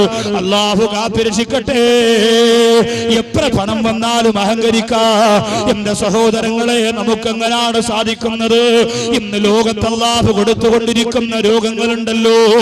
ഒരു ദിവസത്തെ ചികിത്സയ്ക്ക് 1 ലക്ഷം രൂപ വില വരുന്ന അനന്തപുരി ഹോസ്പിറ്റലിന്റെ അകപ്പിളത്ത് കിടക്കുന്ന മാരകമായ രോഗം വന്നവര്, കിഡ്നി തകരാറ് വന്നു പോയവര്, ക്യാൻസർ വന്നവര്, ട്യൂമർ വന്നവര്, വസ്തു വിറ്റ്, വീട് വിറ്റ്, പുരയിടം വിറ്റ്, സ്വർണ്ണാഭരണം മുഴുവനും വിറ്റ് പറക്കിയാലും തീരാത്ത രീതിയിൽ കടം കൊണ്ട് വട്ടം കറങ്ങിയിട്ട് അവസാനം രക്ഷയില്ലാതെ ലോകപ്പെരുമ്പ് ആരെയാണോ ചികിത്സിച്ചത് അവര് ചികിത്സ ഫലിക്കാതെ മരണപ്പെട്ടു പോകുന്ന എത്രയോ പേരുടെ കഥ നമ്മൾ അറിഞ്ഞിട്ടുള്ളതാ. അല്ലാഹു അത്തരം അവസ്ഥകളെ തൊട്ട് കാത്തുരക്ഷിക്കുമാറാകട്ടെ. അതുകൊണ്ട് നമ്മുടെ കയ്യിലുണ്ടെങ്കിൽ മനസ്സറിഞ്ഞ് നമ്മൾ സ്വതക്ക ചെയ്യണം. പ്രത്യേകിച്ച് പാവപ്പെട്ടവരുടെ കല്യാണം. നമ്മുടെ നാട്ടില് പാവപ്പെട്ടവരുടെ ഒരു കല്യാണം വന്നാൽ, തീരെ സാധുക്കളായ പെൺകുട്ടികളുടെ കല്യാണം വന്നാൽ, സാധാരണ എല്ലാവർക്കും കൊടുക്കുന്നതിനേക്കാളും കാര്യമായ രീതിയിൽ എന്തെങ്കിലും നമ്മൾ ചെയ്യും. ഇന്ന് പാവപ്പെട്ട പെൺകുട്ടിയുടെ കല്യാണത്തിന് ഭയങ്കര തിരക്കാണ് അല്ലേ? കല്യാണത്തിന് കുറെ ആളിങ്ങനെ വരുമ്പോ 2-3 പാപ്പമാരെ കസേരയിട്ട് അവിടെ തന്നെ ഇരിക്കും, പോവത്തില്ല. 12 മണിയായി 1 മണിയായി. അവര് പറയും, ഇന്ന് കുറെ അടിച്ചു വാരി, ഒരു മോളെ കെട്ടിച്ചെങ്കിൽ എന്ത് 10 മോളെ കെട്ടിക്കാനുള്ള പൈസ ഒറ്റ ദിവസം കൊണ്ട് അവന് കിട്ടിയിട്ടുണ്ട്. കടലക്കറിയും പിന്നെ നൂലപ്പൂവാണ് കൊടുത്തതെങ്കിലും ഇഷ്ടം പോലെ പിരിവ് നടന്നു. എങ്ങനെ 1.5 കാലം വെച്ച് ഇത്രയും ആൾക്കാരെ വിളിച്ചാൽ എന്തോ, കടലക്കറിയൊക്കെ ചെമ്പിനകത്ത് കിടന്നല്ലേ ഇതെന്ന് തീർത്തത്. ഇതൊക്കെ പറഞ്ഞിങ്ങനെ കളിയാക്കും, ഇങ്ങനെ കളിയാക്കും. അകത്ത് ഈ സമയത്ത് പെണ്ണുമ്പുള്ള പോയിട്ട് പാപ്പാരുടെ അടുത്ത് പറയും, ഇക്ക നമുക്ക് എണ്ണണ്ടേ പൈസ, നാളെ സ്വർണ്ണക്കടക്കാരൻ രാവിലെ വരും. 20 പവന്റെ സ്വർണ്ണം എടുത്ത സ്വർണ്ണക്കടക്കാരൻ കല്യാണത്തിൽ നിന്ന് രാവിലെ 10 ഗ്ലാസും പൊതിഞ്ഞുകൊണ്ട് വരും. എന്തിനാ ക്ലാസ് കൊണ്ടുവരണത്? വലിയ പുതിയായിട്ട് കൊണ്ടുവരുമ്പോ ആൾക്കാർ വിചാരിക്കും, അവിടെ നിന്ന് സ്വർണ്ണം എടുത്തോണ്ട് അയാൾ എന്തോ കാര്യമായിട്ട് കൊണ്ട് കൊടുക്കാം. ചായ ഒടിക്കാനുള്ള 6 ഗ്ലാസ്, തൊട്ടാ പൊട്ടണതാ, വളരെ നൈസാ. സ്വർണ്ണക്കടയുടെ പേര് എന്റെ പുറത്ത് ഇങ്ങനെ എഴുതിയിരിക്കും. അത് കൊണ്ടുവന്ന് കൊടുത്തിട്ട് സ്വർണ്ണക്കടക്കാരൻ ചോദിക്കും, തലേ ദിവസത്തെ കളക്ഷൻ മൊത്തം മാറ്റിക്കൊണ്ട് പോവാണ്. അതിനാണ് വരിക. അപ്പൊ ഉമ്മാമ പ്രതീക്ഷിച്ചിങ്ങനെ നോക്കും. നിങ്ങൾ വെഞ്ഞാറോട്ടി പോയപ്പോ മറ്റോ ഷുക്കൂറിനെ വിളിച്ചു, കാട്ടാക്കട അരിയാറിനെ വിളിച്ചു. അവരൊക്കെ വന്നു കേട്ടോ, എല്ലാവരും വന്നു, നമ്മൾ വിളിച്ചവരൊക്കെ വന്നിട്ടുണ്ട്, ആരും വരാതിരുന്നില്ല. അങ്ങനെ പൈസ എണ്ണി നോക്കുമ്പോഴാണ് സുബ്ഹാനല്ലാഹ് 500 പ്രതീക്ഷന്റെ പൊതിയിൽ 50 ഉള്ളൂ. ഉമ്മാമ താ കിടക്കണ കൊലേരെ വണ്ടേ കൂടെ പറഞ്ഞു. പാപ്പ പറയും, നീ വിഷമിക്കണ്ടടി, ഇനി ഉണ്ടല്ലോ ഒരുപാട് പൊതി, ഇനി നിങ്ങളുടെ ആൾക്കാരെ പൊതി എനിക്കറിയാം, ഞങ്ങളുടെ ആൾക്കാരെ പൊതി എത്ര. അവസാനം വാപ്പാരെ ആൾക്കാരെ പൊതി എണ്ണുമ്പോ വാപ്പായും പറഞ്ഞു, ബാക്കി ഒന്ന് നാളെ കൊടുക്കാനുള്ള കൊലേരെ വണ്ടേ കൂടെ. പുതിയ പെണ്ണിനെ ഒന്നും അറിയേണ്ട കാര്യമില്ല. പുതിയ പെണ്ണ് അവിടെ ഇങ്ങനെ ഒരുങ്ങിയിരിക്കാണ്. മനസകമിൽ മുഹബത്ത് പെരുത്ത്, നിനവുകൾ കുരുത്ത്, മഹർമല എടുത്ത്, മധുമതിയാ മണിമങ്ക കിണങ്ങുവാൻ മണിമാരനിത വരുന്നേ. ഇതൊക്കെ കൂട്ടുകാരികൾ പാട്ടൊക്കെ പാടി കൊച്ചു കള്ളി എന്ന് പറഞ്ഞ് കവളത്തൊക്കെ നുള്ളി കസേരയിൽ പുതിയ പെണ്ണിനെ ഇരുത്തി മൈലാഞ്ചൊക്കെ ഇട്ട് ഇങ്ങനെ ഇരിക്കാണ് എല്ലാരും. പുതിയ പെണ്ണിന് കുറെ സമ്മാനം കിട്ടി. കോളേജിൽ നിന്ന് കുറെ 50 കുട്ടികൾ വന്നു, ഉള്ള പൊറോട്ട മൊത്തം തിന്നുകൊണ്ട് പോയി. കൊണ്ട് കൊടുത്തതെന്താ? ക്ലോക്ക്, 50 രൂപ ക്ലോക്ക്. വല്ലാത്ത കഷ്ടമാണ്. പാവപ്പെട്ട പെൺകുട്ടിയുടെ വീട്ടിൽ വന്നിട്ട് 50 കിലോ വരെ പൊറോട്ട അടിച്ചു തിന്നുകൊണ്ട് കോളേജിലെ കുറെ കൂട്ടുകാരുടെ വന്ന് തിന്ന് അറന്മാര് ചേമ്പൊക്കവും വിട്ട് വളഞ്ഞു നിട്ടങ്ങ് പോയി. കൊടുത്തരെന്താ? മേശപ്പുറത്ത് വെക്കാനുള്ള, മണവറ വെക്കാനുള്ള ക്ലോക്ക്. സമയം അറിയാത്തതിന്റെ കുറവൂടെ ഉള്ളു പെണ്ണും പിള്ളക്ക്, ബാക്കിയെല്ലാം തികയും. ആ പൈസ നിങ്ങൾ എല്ലാവരുടെ പൗപ്പത്തിരി വിട്ട് കൊടുത്താലും പലവഞ്ഞനക്കടയിൽ ഒരു കരിയിലെ പൈസ കൊടുക്കാൻ പറ്റിയ വാപ്പാ കത്തിരി ആയില്ലേ. നമ്മൾ ആരാ അങ്ങനെ ചെയ്യാ? കൂട്ടുകാരൊക്കെ അങ്ങനെ ചെയ്തേ. കോളേജിൽ എത്ര രൂപ കൊണ്ടുവന്ന് പൊടിച്ച് കളയുന്നു, കോളേജിൽ എത്ര രൂപ കൊണ്ടുവന്ന് ആവശ്യമില്ല നശിപ്പിച്ച് കളയുന്നു. ആരെങ്കിലും അങ്ങനെ ചെയ്യുന്നുണ്ടോ? അപ്പൊ അങ്ങനെ ഇതൊക്കെ കഴിഞ്ഞെന്റെ പ്രിയപ്പെട്ടവരെ, പക്ഷേ ഈ പെൺകുട്ടിക്ക് അതൊന്നും ചിന്തിക്കാൻ നേരമില്ല. അതേ റൂമിന്റെ അകത്ത് കിടന്നുകൊണ്ട് പ്രിയപ്പെട്ട പാവപ്പെട്ട പെൺകുട്ടികളെ ഉപ്പ പൊട്ടിക്കരന്നുകൊണ്ടിരിക്കുകയാണ്. അല്ലാഹുവേ, നാളെ ഓഡിറ്റോറിയത്തിൽ കൊണ്ടുപോയി കൊടുക്കാനുള്ള പഴക്കൊല തൂക്കിയിട്ടിരിക്കുന്ന റൂമിന്റെ അകത്ത് ഞാനങ്ങ് തൂങ്ങിച്ചാകട്ടെയോ എന്ന് ചിന്തിക്കുന്ന വാപ്പാ. കൊല കെട്ടിയിരിക്കുന്ന റൂം യഥാർത്ഥ കൊല റൂമായി മാറട്ടെയോ എന്ന് രാത്രി ഉമ്മയും ഉപ്പയും ചിന്തിക്കുമ്പോഴും മോള് അതൊന്നും ആലോചിക്കണില്ല. മോള് പറയാ, ഞാൻ വാപ്പായോട് പറഞ്ഞതാ എല്ലാ ആലുക്കാസിന്ന് എടുത്താൽ മതി. പിന്നെ വാപ്പ കടം കിട്ടുമെന്നും പറഞ്ഞാൽ മറ്റേ കടയിൽ നിന്ന് എടുത്തത്. ഇതൊക്കെ പറഞ്ഞ് വാപ്പായെ കുറ്റപ്പെടുത്താൻ മോള്. ഇത്രയും കിട്ടിയത് പോരാ, വാപ്പായെ കുറ്റപ്പെടുത്താൻ. എന്റെ പ്രിയപ്പെട്ട പെങ്ങളെ, ആ വാപ്പാന്റെ കണ്ണീര് ശാപമായിട്ട് നിന്നെ തുടരും. മോളാണെങ്കിൽ പോലും ചെന്ന് പറയണം വാപ്പയോട്, ഉമ്മയോട് ചെന്നിട്ട് പറയണം, എന്റെ ജീവിതത്തിന് വേണ്ടി എവിടെ നിന്നൊക്കെ കടം വാങ്ങിച്ചോ എന്റെ പ്രിയപ്പെട്ട ഉമ്മ എനിക്ക് തരാൻ തിരിച്ചൊന്നുമില്ല. ഞാൻ എനിക്ക് കിട്ടിയ ജീവിതത്തിന് വേണ്ടി എന്റെ ഉമ്മയ്ക്കും എന്റെ ഉപ്പയ്ക്കും വേണ്ടി എല്ലാ ദിവസവും പൊട്ടിക്കരഞ്ഞുകൊണ്ട് ദുആ ചെയ്യുന്ന ഒരു മോളായിരിക്കുമെന്ന് പടവങ്കോട്ടത്തെ പാവപ്പെട്ട പെൺകുട്ടികൾ പറഞ്ഞില്ല എങ്കിൽ അല്ലാഹുവിന്റെ ശാപം നിങ്ങളെ തുടർന്നുകൊണ്ടിരിക്കുമല്ല കാക്കട്ടെ. ഇന്ന് ഈ പെൺകുട്ടികൾ എന്നത് ചിന്തിക്കൂല. പെൺകുട്ടികൾ വീണ്ടും വാപ്പായെ ബുദ്ധിമുട്ടിക്കാനേ നോക്കുള്ളൂ. രാവിലെ വാപ്പാരെ അടുത്ത് പറയും, വാപ്പ എനിക്ക് ഒരുങ്ങണമെങ്കിൽ ബ്യൂട്ടി പാർലറിൽ നാള് വാനണം. എവിടെന്നാ? പഴങ്കഞ്ഞി കുടിച്ച് ജീവിച്ച മോളാ. എവിടെന്നെങ്കിലും തെണ്ടിപ്പറക്കി വാപ്പച്ചി 10 പവൻ ഇട്ട് കൊടുത്തപ്പോ അവളെ ഒരുക്കാൻ ബ്യൂട്ടീഷ്യൻ വരണം അത്രേ. ഇന്ന് അതാണല്ലോ സ്റ്റൈല്. ഉമ്മമാരും പറയും നിങ്ങൾ അവളെ ആഗ്രഹമല്ലേ അവളെ മോളല്ലേ. ഇത് പറയുമ്പോ പാവപ്പെട്ട മാപ്പിള അറിയും പോയി എവിടെയെങ്കിലും ഒരുത്തനെ കൊണ്ട് കഷ്ടം. അല്ലാത്ത അവസ്ഥയല്ലേ, മോളെ വിഷമിപ്പിക്കണ്ടല്ലോ എന്ന് പറഞ്ഞുകൊണ്ട് ചെയ്യുന്നത്. പെൺകുട്ടി ഒരിക്കലും എന്റെ പ്രിയപ്പെട്ട പെൺകുട്ടികൾ അങ്ങനെ കാണിക്കരുത്. അല്ലാഹു നിങ്ങൾക്കൊരു നല്ല ജീവിതം തരാ. നിങ്ങളുടെ വാപ്പ എത്രയാണ് കഷ്ടപ്പെട്ടത്, നിങ്ങളുടെ ഉമ്മ എത്രയാണ് ഉള്ളൊരുക്കി ദുആ ചെയ്തത്. അതുകൊണ്ട് എന്റെ പ്രിയപ്പെട്ട പെൺമക്കളെ, മാതാപിതാക്കളോട് നന്ദികേട് കാണിക്കുന്ന ഒരു ജീവിതത്തിന് നിങ്ങൾ തുടക്കം കുറിക്കല്ലേ. കല്യാണത്തിന്റെ അന്ന് തന്നെ ലക്ഷക്കണക്കിന് രൂപ കടബാധ്യത തലയിൽ ചുമന്നുകൊണ്ട് പോകുന്ന വാപ്പയെ വിളിച്ചുകൊണ്ട് പുതുമണവാട്ടിമാര് പലരും പറയുന്നതെന്തെന്നറിയോ? ഇക്ക വിളിച്ചിരുന്നു രാവിലെ. അവരിങ്ങോട്ട് ഇറങ്ങുന്നതിന് മുമ്പ് അവിടെ നാത്തൂമാരൊക്കെ വട്ടം കൂടുന്നിട്ട് ചർച്ച ചെയ്തു. അടുക്കളയ്ക്ക് പോകുമ്പോ ഡബിൾ ഡോറുള്ള ഫ്രിഡ്ജ് വേണമത്രേ. വാപ്പ വിചാരിച്ചു 1 കിലോ കപ്പപ്പഴവും 2 അലുവയും ഒക്കെ വാങ്ങിച്ചു കൊണ്ട് പോവാന്നാ വിചാരിച്ചത്. അപ്പോ ഇത് പോരാ, ഡബിൾ ഡോറുള്ള ഫ്രിഡ്ജ് വേണം. അങ്ങനെയാ പ്രിയപ്പെട്ട പിതാവ് വീണ്ടും പലിശക്കാരന്റെ മുമ്പിലേക്ക് ചെല്ലുമ്പോ, പ്രിയപ്പെട്ടവരെ, നാട്ടിലുള്ളവരെത്രയാ സഹായിച്ചത്. തലേ ദിവസം പോയി കുടുംബസമേതം പോയി, പിറ്റന്നും കുടുംബസമേതം പോയി ആവശ്യത്തിലധികം ഭക്ഷണവും കഴിച്ച് കുറ്റം പറയാനല്ലാതെ 1000 രൂപ നല്ല മനസ്സോടെ പെണ്ണിന്റെ വാപ്പാടെ കയ്യിലെടുത്തു കൊടുത്തിട്ട് എന്റെ കയ്യിൽ ഇതേ ഉള്ളൂ, ഞാൻ ദുആ ചെയ്യാമെന്ന് പറയാ നല്ലൊരു മനസ്സത്ര സഹോദരങ്ങൾക്കാ വരുന്നത്. എന്റെ പ്രിയപ്പെട്ട ഉപ്പമാരെ, എന്റെ പ്രിയപ്പെട്ട മുസ്ലിങ്ങള്, അർഹതപ്പെട്ടവരെ സഹായിക്കണേ, അർഹതപ്പെട്ടവരെ തള്ളിക്കളയല്ലേ. എത്രയോ പേര് രോഗം ബാധിച്ചുകൊണ്ട് കഴിയുന്നുണ്ട്, എത്രയോ പേര് മെഡിക്കൽ കോളേജിന്റെ അകത്തളത്തില് പട്ടിണി കിടക്കുന്നുണ്ട്.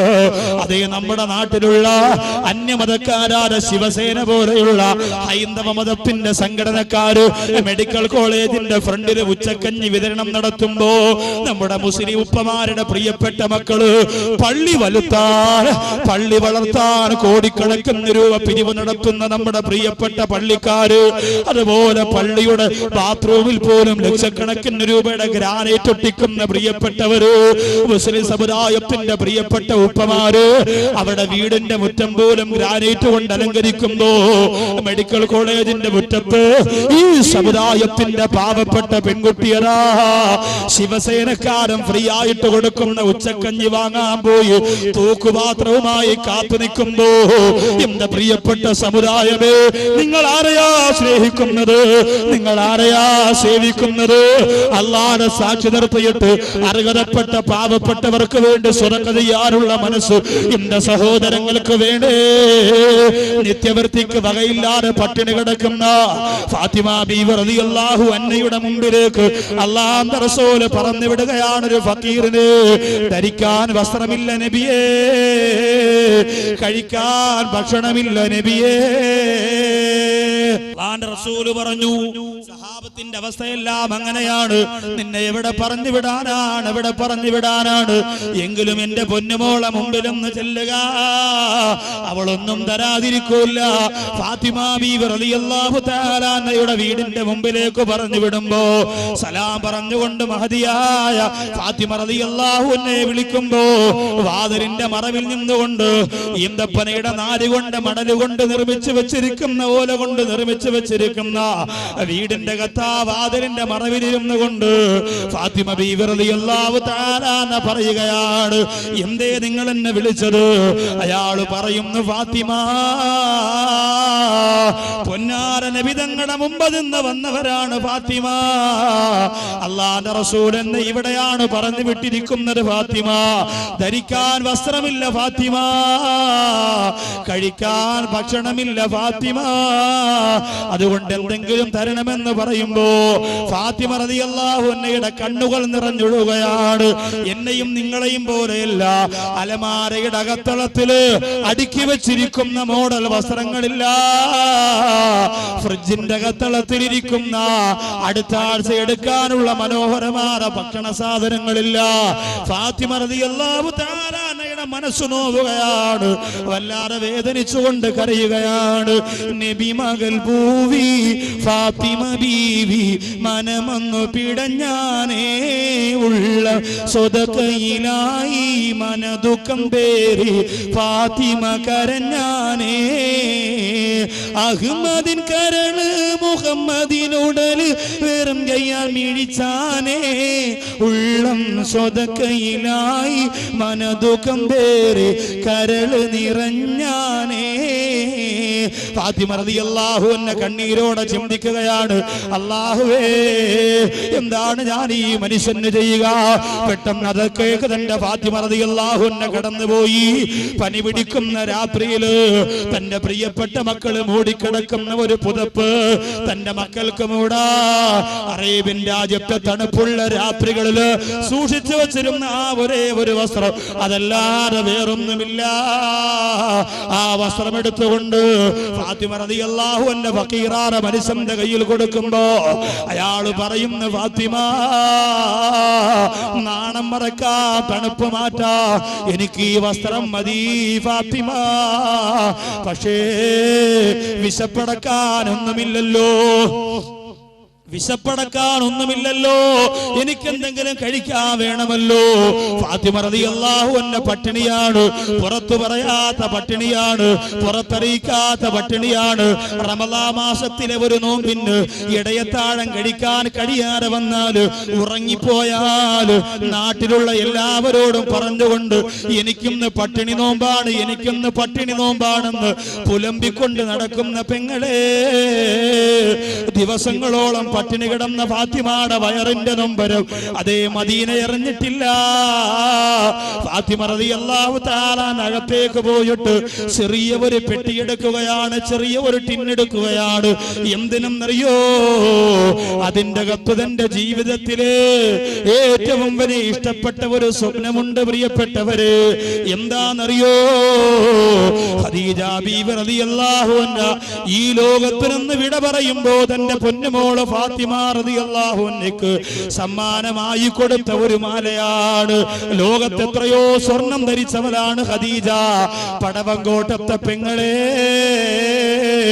നീ ധരിച്ചിരിക്കുന്നതിനേക്കാൾ കൂടുതൽ സ്വർണം ശരീരത്ത് ധരിക്കാൻ ഭാഗ്യം കിട്ടിയവളാണ് ഖദീജ. പക്ഷേ ലോകത്തിലൊന്ന് വിട പറയുമ്പോ എല്ലാം നാളത്തെ ആഖിറത്തിന് വേണ്ടി, പരലോകത്തിന് വേണ്ടി മാറ്റിവെച്ചു പോയപ്പോ ഖദീജ ബീവി റളിയല്ലാഹു അൻഹയ്ക്ക് തന്റെ പൊന്നുമോൾക്ക് കൊടുക്കാൻ ഒന്നുമില്ല. പൊന്നുമോളെ കയ്യിലെടുത്ത് കൊടുക്കാ ഒന്നുമില്ലാതെ വേദനിച്ചപ്പോ തന്റെ കഴുത്തിൽ കിടന്ന ഒരേ ഒരു മാല, തന്റെ കഴുത്തിൽ കിടന്ന ഒരു മാല ബഹുമാനപ്പെട്ട മഹദിയാര ഖദീജ ബീവി റളിയല്ലാഹു തആല എടുക്കുകയാണ്. എന്നിട്ടോ ആ മാല ഒരു മുത്തുമാലയാണ്. ഫാത്തിമ റളിയല്ലാഹു അൻഹയോട് പറയുന്നു, ഫാത്തിമ ഈ മാല നിനക്കുള്ളതാണ്, ഉമ്മാക്ക് തരാ വേറെ ഒന്നുമില്ലെന്ന് പറഞ്ഞ് ആ മാല കൊടുത്തിട്ട് പറഞ്ഞു, ഫാത്തിമ ഇന്ന് നിന്റെ ഉമ്മാടെ ചുണ്ടത്തേക്ക് മുത്തം തരണമെന്ന് നിനക്ക് മോഹമുണ്ടാകുന്നുവോ, നിനക്ക് കൊതി വരുന്നുവോ? അന്ന് ഈ മാലയിൽ മുത്തം കൊടുക്കണം ഫാത്തിമ. ഉമ്മാടെ കവളൊന്ന് കാണണമെന്ന്, ഉമ്മാടെ തലയിലൊന്ന് തൊടണമെന്ന് നിനക്ക് മോഹം വന്നു പോയാ ഉമ്മാടെ ഖബറിന്റെ അരികിലേക്ക് വരണ്ട ഫാത്തിമ. മനസ്സറിഞ്ഞുകൊണ്ട് ഉമ്മ തന്ന ഈ മുത്തുമാല എടുത്ത് മുത്തം കൊടുത്തു എന്ന് പറഞ്ഞുകൊണ്ട് കൊടുത്തിട്ട് പോയ മാലയാണ്. ആർക്കും എടുത്തു കൊടുത്തില്ല. സുഖമില്ലാതെ കിടന്ന മക്കൾക്ക് വേണ്ടി എടുത്തില്ല, പട്ടിണി കിടന്ന അലി റളിയല്ലാഹു അൻഹുവിന് വേണ്ടി എടുത്തില്ല. എവിടെ നിന്നോ വന്ന ഫഖീറാന മനുഷ്യൻ, എവിടെ നിന്നോ വന്ന ഫഖീറാന മനുഷ്യൻ തന്റെ മുമ്പിരുന്ന് പൊട്ടിക്കരഞ്ഞപ്പോ ആ മാലയെടുത്ത് കൊടുത്തുപോയ റസൂലുള്ളാഹിന്റെ കരളേ ഫാത്തിമ റളിയല്ലാഹു തആല അൻഹ. ആ മാല എന്റെ പ്രിയപ്പെട്ടവരെ ഫഖീറാന മനുഷ്യന്റെ കൈകളിലേക്ക് എടുത്തു കൊടുത്തുപോയെങ്കിൽ എന്റെ സഹോദരിമാരോട് ഞാനൊന്ന് ചോദിക്കട്ടെ, എത്രയോ പേര് ക്യാൻസർ പിടിച്ച് കിടക്കുന്നുണ്ടോ, എത്രയോ പേര് ട്യൂമർ പിടിച്ച് കിടക്കുന്നുണ്ടോ, എത്രയോ സഹോദരങ്ങള് സഹോദരിമാര് മാരകമായ രോഗം പിടിച്ചുകൊണ്ട് ചികിത്സിക്കാൻ നിവർത്തിയില്ലാതെ മരണം ഉറപ്പായിട്ട് പൊട്ടിക്കരയുന്നുണ്ട് പ്രിയപ്പെട്ടവരെ. ഒരു ഗുളികയ്ക്ക് 10,000 രൂപ വില വരുന്ന, ഒരു ഇഞ്ചക്ഷന് 1.5 ലക്ഷം രൂപ വില വരുന്ന സഹോദരിമാരെ, ഒരു പുതിയ മാല കിട്ടുമ്പോ, ഒരു പുതിയ വള കിട്ടുമ്പോ, ഒരു പുതിയ വീട് വെക്കുമ്പോ എല്ലാം മറന്നുകൊണ്ട് നടുറോഡിലൂടെ അഴിഞ്ഞാടി നടക്കുന്ന ഈ സമുദായത്തിന്റെ പിശാചിന്റെ പാരാട്ട് പാടുന്ന എന്റെ പ്രിയപ്പെട്ട സഹോദരിമാര് ചിന്തിച്ചേ. അള്ളാഹു പണം തരുമ്പോ പെട്ടെന്ന് മനസ്സ് മാറിപ്പോകുന്നെങ്കിൽ അതിൽ ഈമാനിന്റെ ഒരു ചൈതന്യവുമില്ല. എന്റെ സഹോദരങ്ങളെ, കരഞ്ഞുകൊണ്ട് പറഞ്ഞത് എന്തെന്നറിയോ? എന്റെ സഹോദരങ്ങളെ, നമ്മൾ ആലോചിക്കണം, നമ്മുടെ മക്കൾക്ക് പനി വന്നാൽ ഏതെല്ലാം രീതിയിൽ നമ്മൾ കരഞ്ഞു പറഞ്ഞ അല്ലാഹുവിനോട് ദുആരക്കും. ഒരു ചെറിയ പനിയാണ്, 1000 രൂപയുടെ മരുന്നും കൂടിയും വാങ്ങുമ്പോൾ അത് എല്ലാം കുറഞ്ഞു പോകുമെങ്കിൽ, സഹോദരങ്ങളെ, ഈ പ്രിയപ്പെട്ട സഹോദരൻ പറയുന്നു, ഉസ്താദേ, നിലവിൽ എനിക്കിപ്പം 3 ഇഞ്ചക്ഷൻ മുടങ്ങിയിരിക്കുകയാണ്. 4.5 ലക്ഷം രൂപ വരുന്ന 3 ഇഞ്ചക്ഷൻ നിലവിൽ എനിക്ക് മുടങ്ങിയിരിക്കുകയാണ്. അതുകൊണ്ട് ഇനി എത്ര ഇഞ്ചക്ഷൻ എടുത്താലും പെട്ടെന്ന് ഞാൻ മരിക്കുമെന്നുള്ള കാര്യം ഉറപ്പാണ്. പക്ഷേ ഞാൻ ചോദിച്ചു, പിന്നെ എന്തിനാ നിങ്ങൾ ഈ കിടന്ന് കഷ്ടപ്പെട്ട് പിരിവ് നടത്തുന്നത്? ആ സഹോദരൻ പറഞ്ഞു, ഇത് ഇഞ്ചക്ഷൻ എടുക്കാൻ വേണ്ടിയല്ല, ഞാൻ മരണപ്പെട്ടാൽ എന്റെ മക്കൾക്ക് ഒരു നേരത്തിനുള്ള ഭക്ഷണത്തിനുള്ള വകയെങ്കിലും ആകുമെങ്കിൽ അത് സന്തോഷത്തോടെ എന്റെ മക്കൾക്ക് കൊടുക്കാൻ വേണ്ടിയിട്ടാണ്. എന്റെ ബന്ധുക്കള് സഹായിക്കുന്നതിന് പരിധിയില്ലേ, എന്റെ കുടുംബക്കാര് സഹായിക്കുന്നതിന് പരിധിയില്ലേ. അതുകൊണ്ട് എന്റെ മക്കളുടെ പട്ടിണി മാറ്റാനാണിതെന്ന് പറഞ്ഞുകൊണ്ട് കണ്ണീരോടെ ഇറങ്ങിപ്പോയെങ്കിലും അല്ലാഹു നമുക്ക് ചെയ്ത അനുഗ്രഹം എത്ര വലുതാ. അതുകൊണ്ട് നമ്മുടെ മുന്നിൽ കാണുന്ന പാവപ്പെട്ടവർക്ക് അവരെ തടയാതെ, അവരെ ഉപേക്ഷിക്കാതെ അല്ലാഹു തന്ന പണം കൊണ്ട് മിമ്മാ റസഖ്നാകും മിൻ ഖബ്ലി അൻ യഅതിയ അഹദകുമുൽ മൗത്. അല്ലാഹു മരണമെന്ന് പറയുന്ന വിലയേറിയ ഒരു ലോകത്തേക്ക് നമ്മളെ കൊണ്ടുപോകുന്നതിന് മുമ്പ് അല്ലാഹു നമുക്ക് തന്നതെന്താണോ അതിനെ അർഹതപ്പെട്ടവർക്ക് കൊടുക്കാനുള്ള മനസ്സുണ്ടാവണം. മക്കൾക്കും ഭാര്യക്കും നമ്മൾ കൊടുക്കുക, കുടുംബത്തിൽപ്പെട്ടവർക്ക് കൊടുക്കുക. റമദാൻ മാസമാണ് വരുന്നത്. പടവങ്കോടുള്ള പ്രിയപ്പെട്ടവരെ, പരിശുദ്ധ റമദാൻ മാസമാണ് കടന്നു വരുന്നത്. ഈ റമദാൻ മാസത്തിന് മുമ്പ് നമുക്ക് ചെയ്യാൻ പറ്റുന്നത് ശഅബാനിന്റെ കുറച്ച് ദിവസം കൂടിയേ ഉള്ളൂ. ഏറ്റവും അർഹതപ്പെട്ട പാവപ്പെട്ടവര് നമ്മുടെ കുടുംബത്തിലുണ്ടെങ്കിൽ അവർക്ക് കുറച്ചരി വാങ്ങിക്കൊടുത്ത്, കുറച്ച് ഈത്തപ്പഴം വാങ്ങിക്കൊടുത്ത്, റമദാനിന്റെ സന്തോഷത്തിന് കുറച്ച് പൈസ കൊടുത്ത് അവർക്ക് വേണ്ടി ദുആ ചെയ്തിട്ട്, അവർക്ക് വേണ്ടി ദുആ വസിയത്ത് ചെയ്തിട്ട് ഇറങ്ങി വന്നാൽ ഈ റമദാനിൽ നിനക്ക് കിട്ടുന്ന ഏറ്റവും വലിയ പ്രാർത്ഥന അതായിരിക്കും പ്രിയപ്പെട്ടവരെ. നമ്മുടെ കുടുംബത്തിൽപ്പെട്ട സാധുക്കളായ പാവപ്പെട്ടവർക്ക് നമ്മളാൽ കഴിയുന്ന സഹായം നമ്മൾ ചെയ്യുക. അല്ലാഹു അനുഗ്രഹിക്കുമാറാകട്ടെ. ഇനി 5ാമത്തെ ഗുണപാഠം, മഹദി ഫാത്തിമ റളിയല്ലാഹു അൻഹ നമുക്ക് തരുന്ന 5ാമത്തെ ഗുണപാഠം ഭർത്താവിന്റെ പൊരുത്തമാണ്. ഭർത്താവിന്റെ പൊരുത്തം 1% പോലും ഒഴിവാക്കാതെ 101 പ്രാവശ്യം 101 വട്ടം ഭർത്താവിന്റെ പൊരുത്തം വാങ്ങിയിട്ടാണ് ഫാത്തിമ റളിയല്ലാഹു അൻഹ ലോകത്തിൽ നിന്ന് വിട പറഞ്ഞു പോയത്. എന്തിനേറെ അവസാന സമയത്ത് ഖാബുദുൽ അർവാഹ് മലക്ക് അസ്റായീൽ അലൈഹിസ്സലാത്തു വസ്സലാം തന്റെ തൊട്ടടുത്തെത്തി നിൽക്കുമ്പോൾ അലി റളിയല്ലാഹു അൻഹുവിനോട് പറഞ്ഞതാണ്, എന്റെ പ്രിയപ്പെട്ടവരെ, മനോഹരമായിട്ട് അങ്ങ് കടിച്ചുകൊണ്ടിരിക്കുന്ന ഭക്ഷണം അങ്ങയുടെ കൈകൊണ്ട് ഒരൽപ്പം വാരി എന്റെ വായ്ക്കകത്തേക്ക് വെച്ചു തന്നു. അങ്ങയുടെ പൊരുത്തം എനിക്ക് സമ്മാനിക്കണേ അലിയേ. ചോറ് വരെ വാങ്ങി വായിൽ വെച്ചുകൊണ്ട് പൊരുത്തത്തോട് ലോകത്തിനും അലി റളിയല്ലാഹു അൻഹുവിന്റെ മടിത്തട്ടിൽ കിടന്ന് എല്ലാ പൊരുത്തവും വാങ്ങിയിട്ടാണ് മരണപ്പെട്ടു പോയതെങ്കിൽ എന്റെ സഹോദരിമാരെ, നിങ്ങൾ 100 കൊല്ലം പൊരുത്തം ചോദിച്ചാലും തീരുന്നതാണോ നിന്റെ ഭർത്താവിനോട് നിങ്ങൾ ചെയ്തിരിക്കുന്നത്? 100 കൊല്ലം പൊരുത്തം ചോദിച്ചാലും തീരുമോ നിങ്ങൾ ചെയ്തിരിക്കുന്നത്? 2 മാസത്തെ ലീവിന് ഗൾഫിൽ നിന്ന് ഭർത്താവ് നാട്ടിൽ വന്നു, 60 ദിവസം.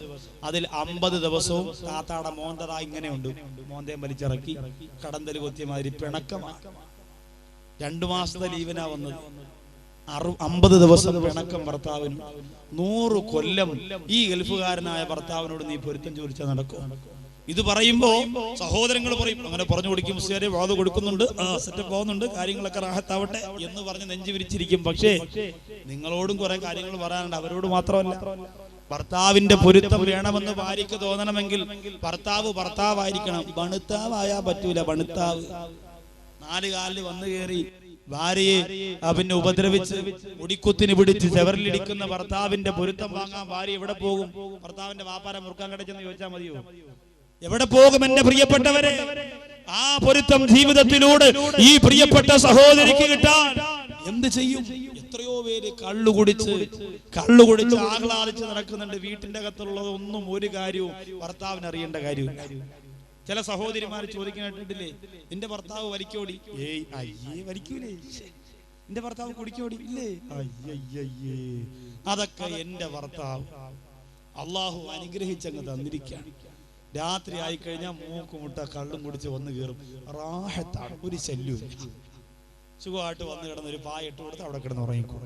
രാവിലെ എണീച്ചു പോകും. 150 രൂപ എല്ലാ ദിവസവും. 150 രൂപ നീ വാങ്ങിക്കേ, ആഴ്ച പതിപ്പ് വാങ്ങിക്കേ. പിന്നെ എന്തു വേണോ എനിക്ക് ചെയ്യാം. ഭർത്താവിന്റെ ഒരു ഉപദ്രവവും ശല്യവും ഇല്ല. മൂപ്പില രാവിലെ കുടിക്കും, രാത്രിയാകുമ്പോൾ 4 കാലി കയറി വരും.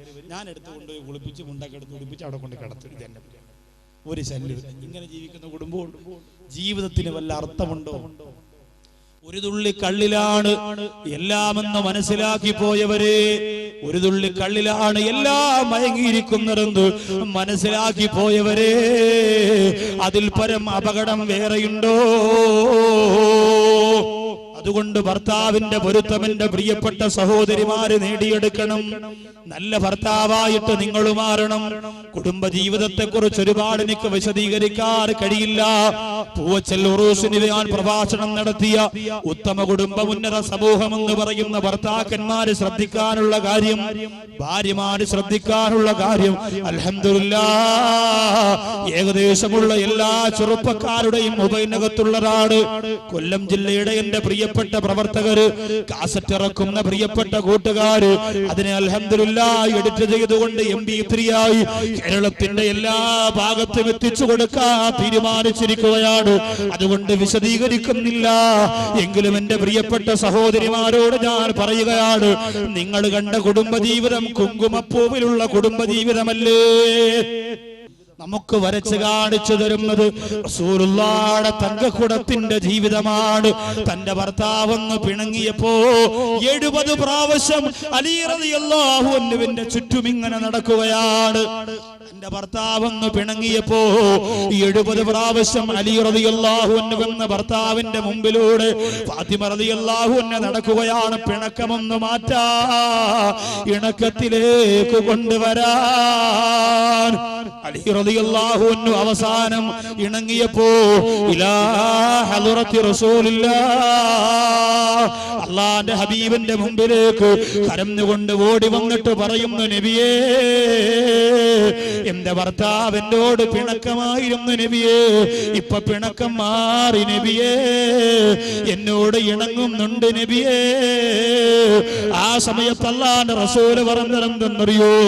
എന്റെ പ്രിയപ്പെട്ട ഫാത്തിമ, ഭർത്താവിന്റെ പൊരുത്തമില്ലാതെ ഭർത്താവിനോട് പിണങ്ങി കഴിയുമ്പോഴാണ് നീ മരിക്കുന്നതെങ്കിൽ മാ സല്ലൈതു ബികി യാ ഫാത്തിമ, നിന്റെ മയ്യത്ത് നിസ്കരിക്കാൻ ഞാൻ ഉണ്ടാവൂല എന്ന് അല്ലാഹുവിന്റെ റസൂൽ തന്റെ പ്രിയപ്പെട്ട ഫാത്തിമ റളിയല്ലാഹു അൻഹയോട് പറഞ്ഞു കൊടുത്തെങ്കിൽ, സഹോദരിമാരെ, ഗൗരവം നമ്മൾ മനസ്സിലാക്കിക്കോ. അയ്യുമാ ഇംറഅത്തിൻ മാതത് വസൗജുഹാ അൻഹാറാൽ ദഖലത്തിൽ ജന്ന. അല്ലാഹുവിന്റെ റസൂല് പറയുകയാ, ഭർത്താവിന്റെ പൊരുത്തത്തോടെ മരിക്കുന്ന പെണ്ണുണ്ടോ, ദഖലത്തിൽ ജന്ന, ആ പെണ്ണിന് സ്വർഗമാ. അങ്ങനെ സ്വർഗം വാങ്ങിയ പെണ്ണല്ലേ ഖദീജ ബീവി റളിയല്ലാഹു അൻഹാ, ഫാത്തിമ ബീവി റളിയല്ലാഹു അൻഹാ. എത്രയോ മഹദികള്, എത്രയോ മഹിളാ രത്നങ്ങള്, അവരെയൊന്നും വേണ്ടാതെ സീരിയലിന്റെ നടികളുടെ പിന്നാലെ ചരിത്രം പഠിച്ചുകൊണ്ട് തേ പിടിച്ചവരെ പോലെ അലയുന്ന പെണ്ണേ, അവരെയൊക്കെ പുറം കാലുകൊണ്ട് വലിച്ചെറിഞ്ഞോ. എന്റെയും നിങ്ങളുടെയും ജീവിതത്തിൽ റഹ്മാനായ കരുണക്കടലാര രാജസയ്യിദായ പടച്ചുറബ് സമ്മാനിച്ചിരിക്കുന്നു. ഈ അനുഗ്രഹങ്ങളെ പുറം കാലുകൊണ്ട് ഒരിക്കലും നമ്മൾ വലിച്ചെറിയരുത്. നല്ല മനസ്സോടെ, നല്ല പൊരുത്തത്തോടെ, നല്ല തൃപ്തിയോട് അള്ളാന്റെ മുമ്പിൽ നമ്മൾ എത്തിക്കോ. അള്ളാഹു അതിന് നമുക്ക് തൗഫീഖ് തരട്ടെ. അള്ളാന്റെ റസൂൽ പറയുന്നു, 4 കാര്യം ഒരു മനുഷ്യന്റെ ജീവിത വിജയത്തിന് നിദാനമാണ്. 4 കാര്യം ഒരു മനുഷ്യന്റെ ജീവിതത്തിലുണ്ടായ അവന്റെ ദുനിയാവും ആഖിറവും രക്ഷപ്പെടുന്നതാണ്. 4ാമത്തെ കാര്യം സ്വാലിഹത്തായ ഭാര്യ. ആ 4 കാര്യത്തിൽ 4ാമത്തെ കാര്യം സ്വാലിഹത്തായ ഭാര്യയാണ്. ഈ സ്വാലിഹത്തായ ഭാര്യ എങ്ങനെയാണ് ഉണ്ടാക്കുക? സ്വാലിഹത്തായ ഭാര്യ എങ്ങനെയാണ് ഉണ്ടാക്കുക? ഇന്ന് കല്യാണത്തിന് മുമ്പ് പെണ്ണ് കാണാൻ പോയാൽ ആദ്യം ചോദിക്കുന്നത് ഏത് സിമ്മെന്നാ ചോദിക്കുന്നത്. പേരേതെന്നല്ല, ഏത് സിമ്മാണ്, ഫ്രീ ആയിട്ട് വിളിക്കാൻ പറ്റും, നമ്പർ മാച്ചുകൊണ്ട് വരും, പേരെന്തെന്നോ മദർസയിൽ എത്ര വരെ പഠിച്ചെന്നോ ഒന്നും അല്ല ചോദിക്കാം. അതുകൊണ്ട് എന്റെ പ്രിയപ്പെട്ടവരെ, 4ാമത്തെ സ്വാലിഹത്തായ ഭാര്യയാണ്. 3ാമത്തത് ക്ഷമയുള്ള ശരീരമാണ്. നേരത്തെ പറഞ്ഞ ഗുണപാഠങ്ങളിൽ പെടും. 2ാമത്തതോ നന്ദിയുള്ള ഹൃദയമാണ്. 1ാമത്തത് ലിസാനുൻ ദാകിർ, ദിക്റ് ചൊല്ലുന്ന നാവാണ്. ആരംഭപ്പൂവായ പൊന്നാര നബി തങ്ങളുടെ പൊന്നുമോളെ ജീവിതം പഠിച്ച എന്റെ പ്രിയപ്പെട്ട സഹോദരങ്ങള്, നമുക്ക് സമ്മാനിച്ച 5 ഗുണപാഠങ്ങൾ, ഇന്നലെ പറഞ്ഞ 3 ഗുണപാഠങ്ങൾ, അതിൽ 1ാമത്തെ എന്താണ്?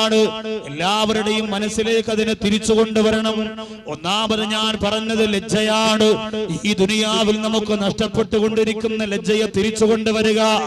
2ാമത് പറഞ്ഞത് ഉള്ളത് കൊണ്ട് പൊരുത്തപ്പെടലാണ്. അല്ലാഹു സുബ്ഹാനഹു വ തആല നമുക്ക് തന്നതുകൊണ്ട്, റഹ്മാനായ പടച്ചതമ്പുരാ നമുക്ക് സമ്മാനിച്ചത് കൊണ്ട് പൊരുത്തപ്പെടാനുള്ള മനസ്സുണ്ടാവുക. ആർത്തിയും അത്യാഗ്രഹവും പാടെ നമ്മൾ ഒഴിവാക്കുക. 3ാമത് അല്ലാഹുവിന്റെ റസൂലിന്റെ പൊന്നുമോള് പറഞ്ഞത് ക്ഷമയാണ്. 4ാമത് സ്വതഖയാണ്. 5ാമത് ആ മഹദിയുടെ ജീവിതത്തിൽ നിന്ന് കിട്ടിയ ഭർത്താവിന്റെ പൊരുത്തമാണ്. ഈ 5 കാര്യങ്ങൾ ഞാനും നിങ്ങളും ജീവിതത്തിൽ നേടിയെടുക്കുന്നത് എപ്പോഴാണ്? നാളിന്ന് പോകുന്നു, നാളെയാകട്ടെ, നാളേക്കു നാളെ നീ നീളം വിട്ടാട്ടെ. നാളെ ചെയ്യാം, നാളെ ചെയ്യാം, റമദാൻ വരെയല്ലേ, പിറകണ്ടിട്ട് ചെയ്യാം, നാളെ മുതൽ ചെയ്യാം എന്ന് പറഞ്ഞുകൊണ്ട് കാത്തിരിക്കാം. ഈ സമുദായത്തിന് നേരമില്ല. നാളെ ചെയ്യാം എന്ന് പറഞ്ഞുകൊണ്ട് മാറ്റിവെക്കാൻ ഒന്നുമില്ല.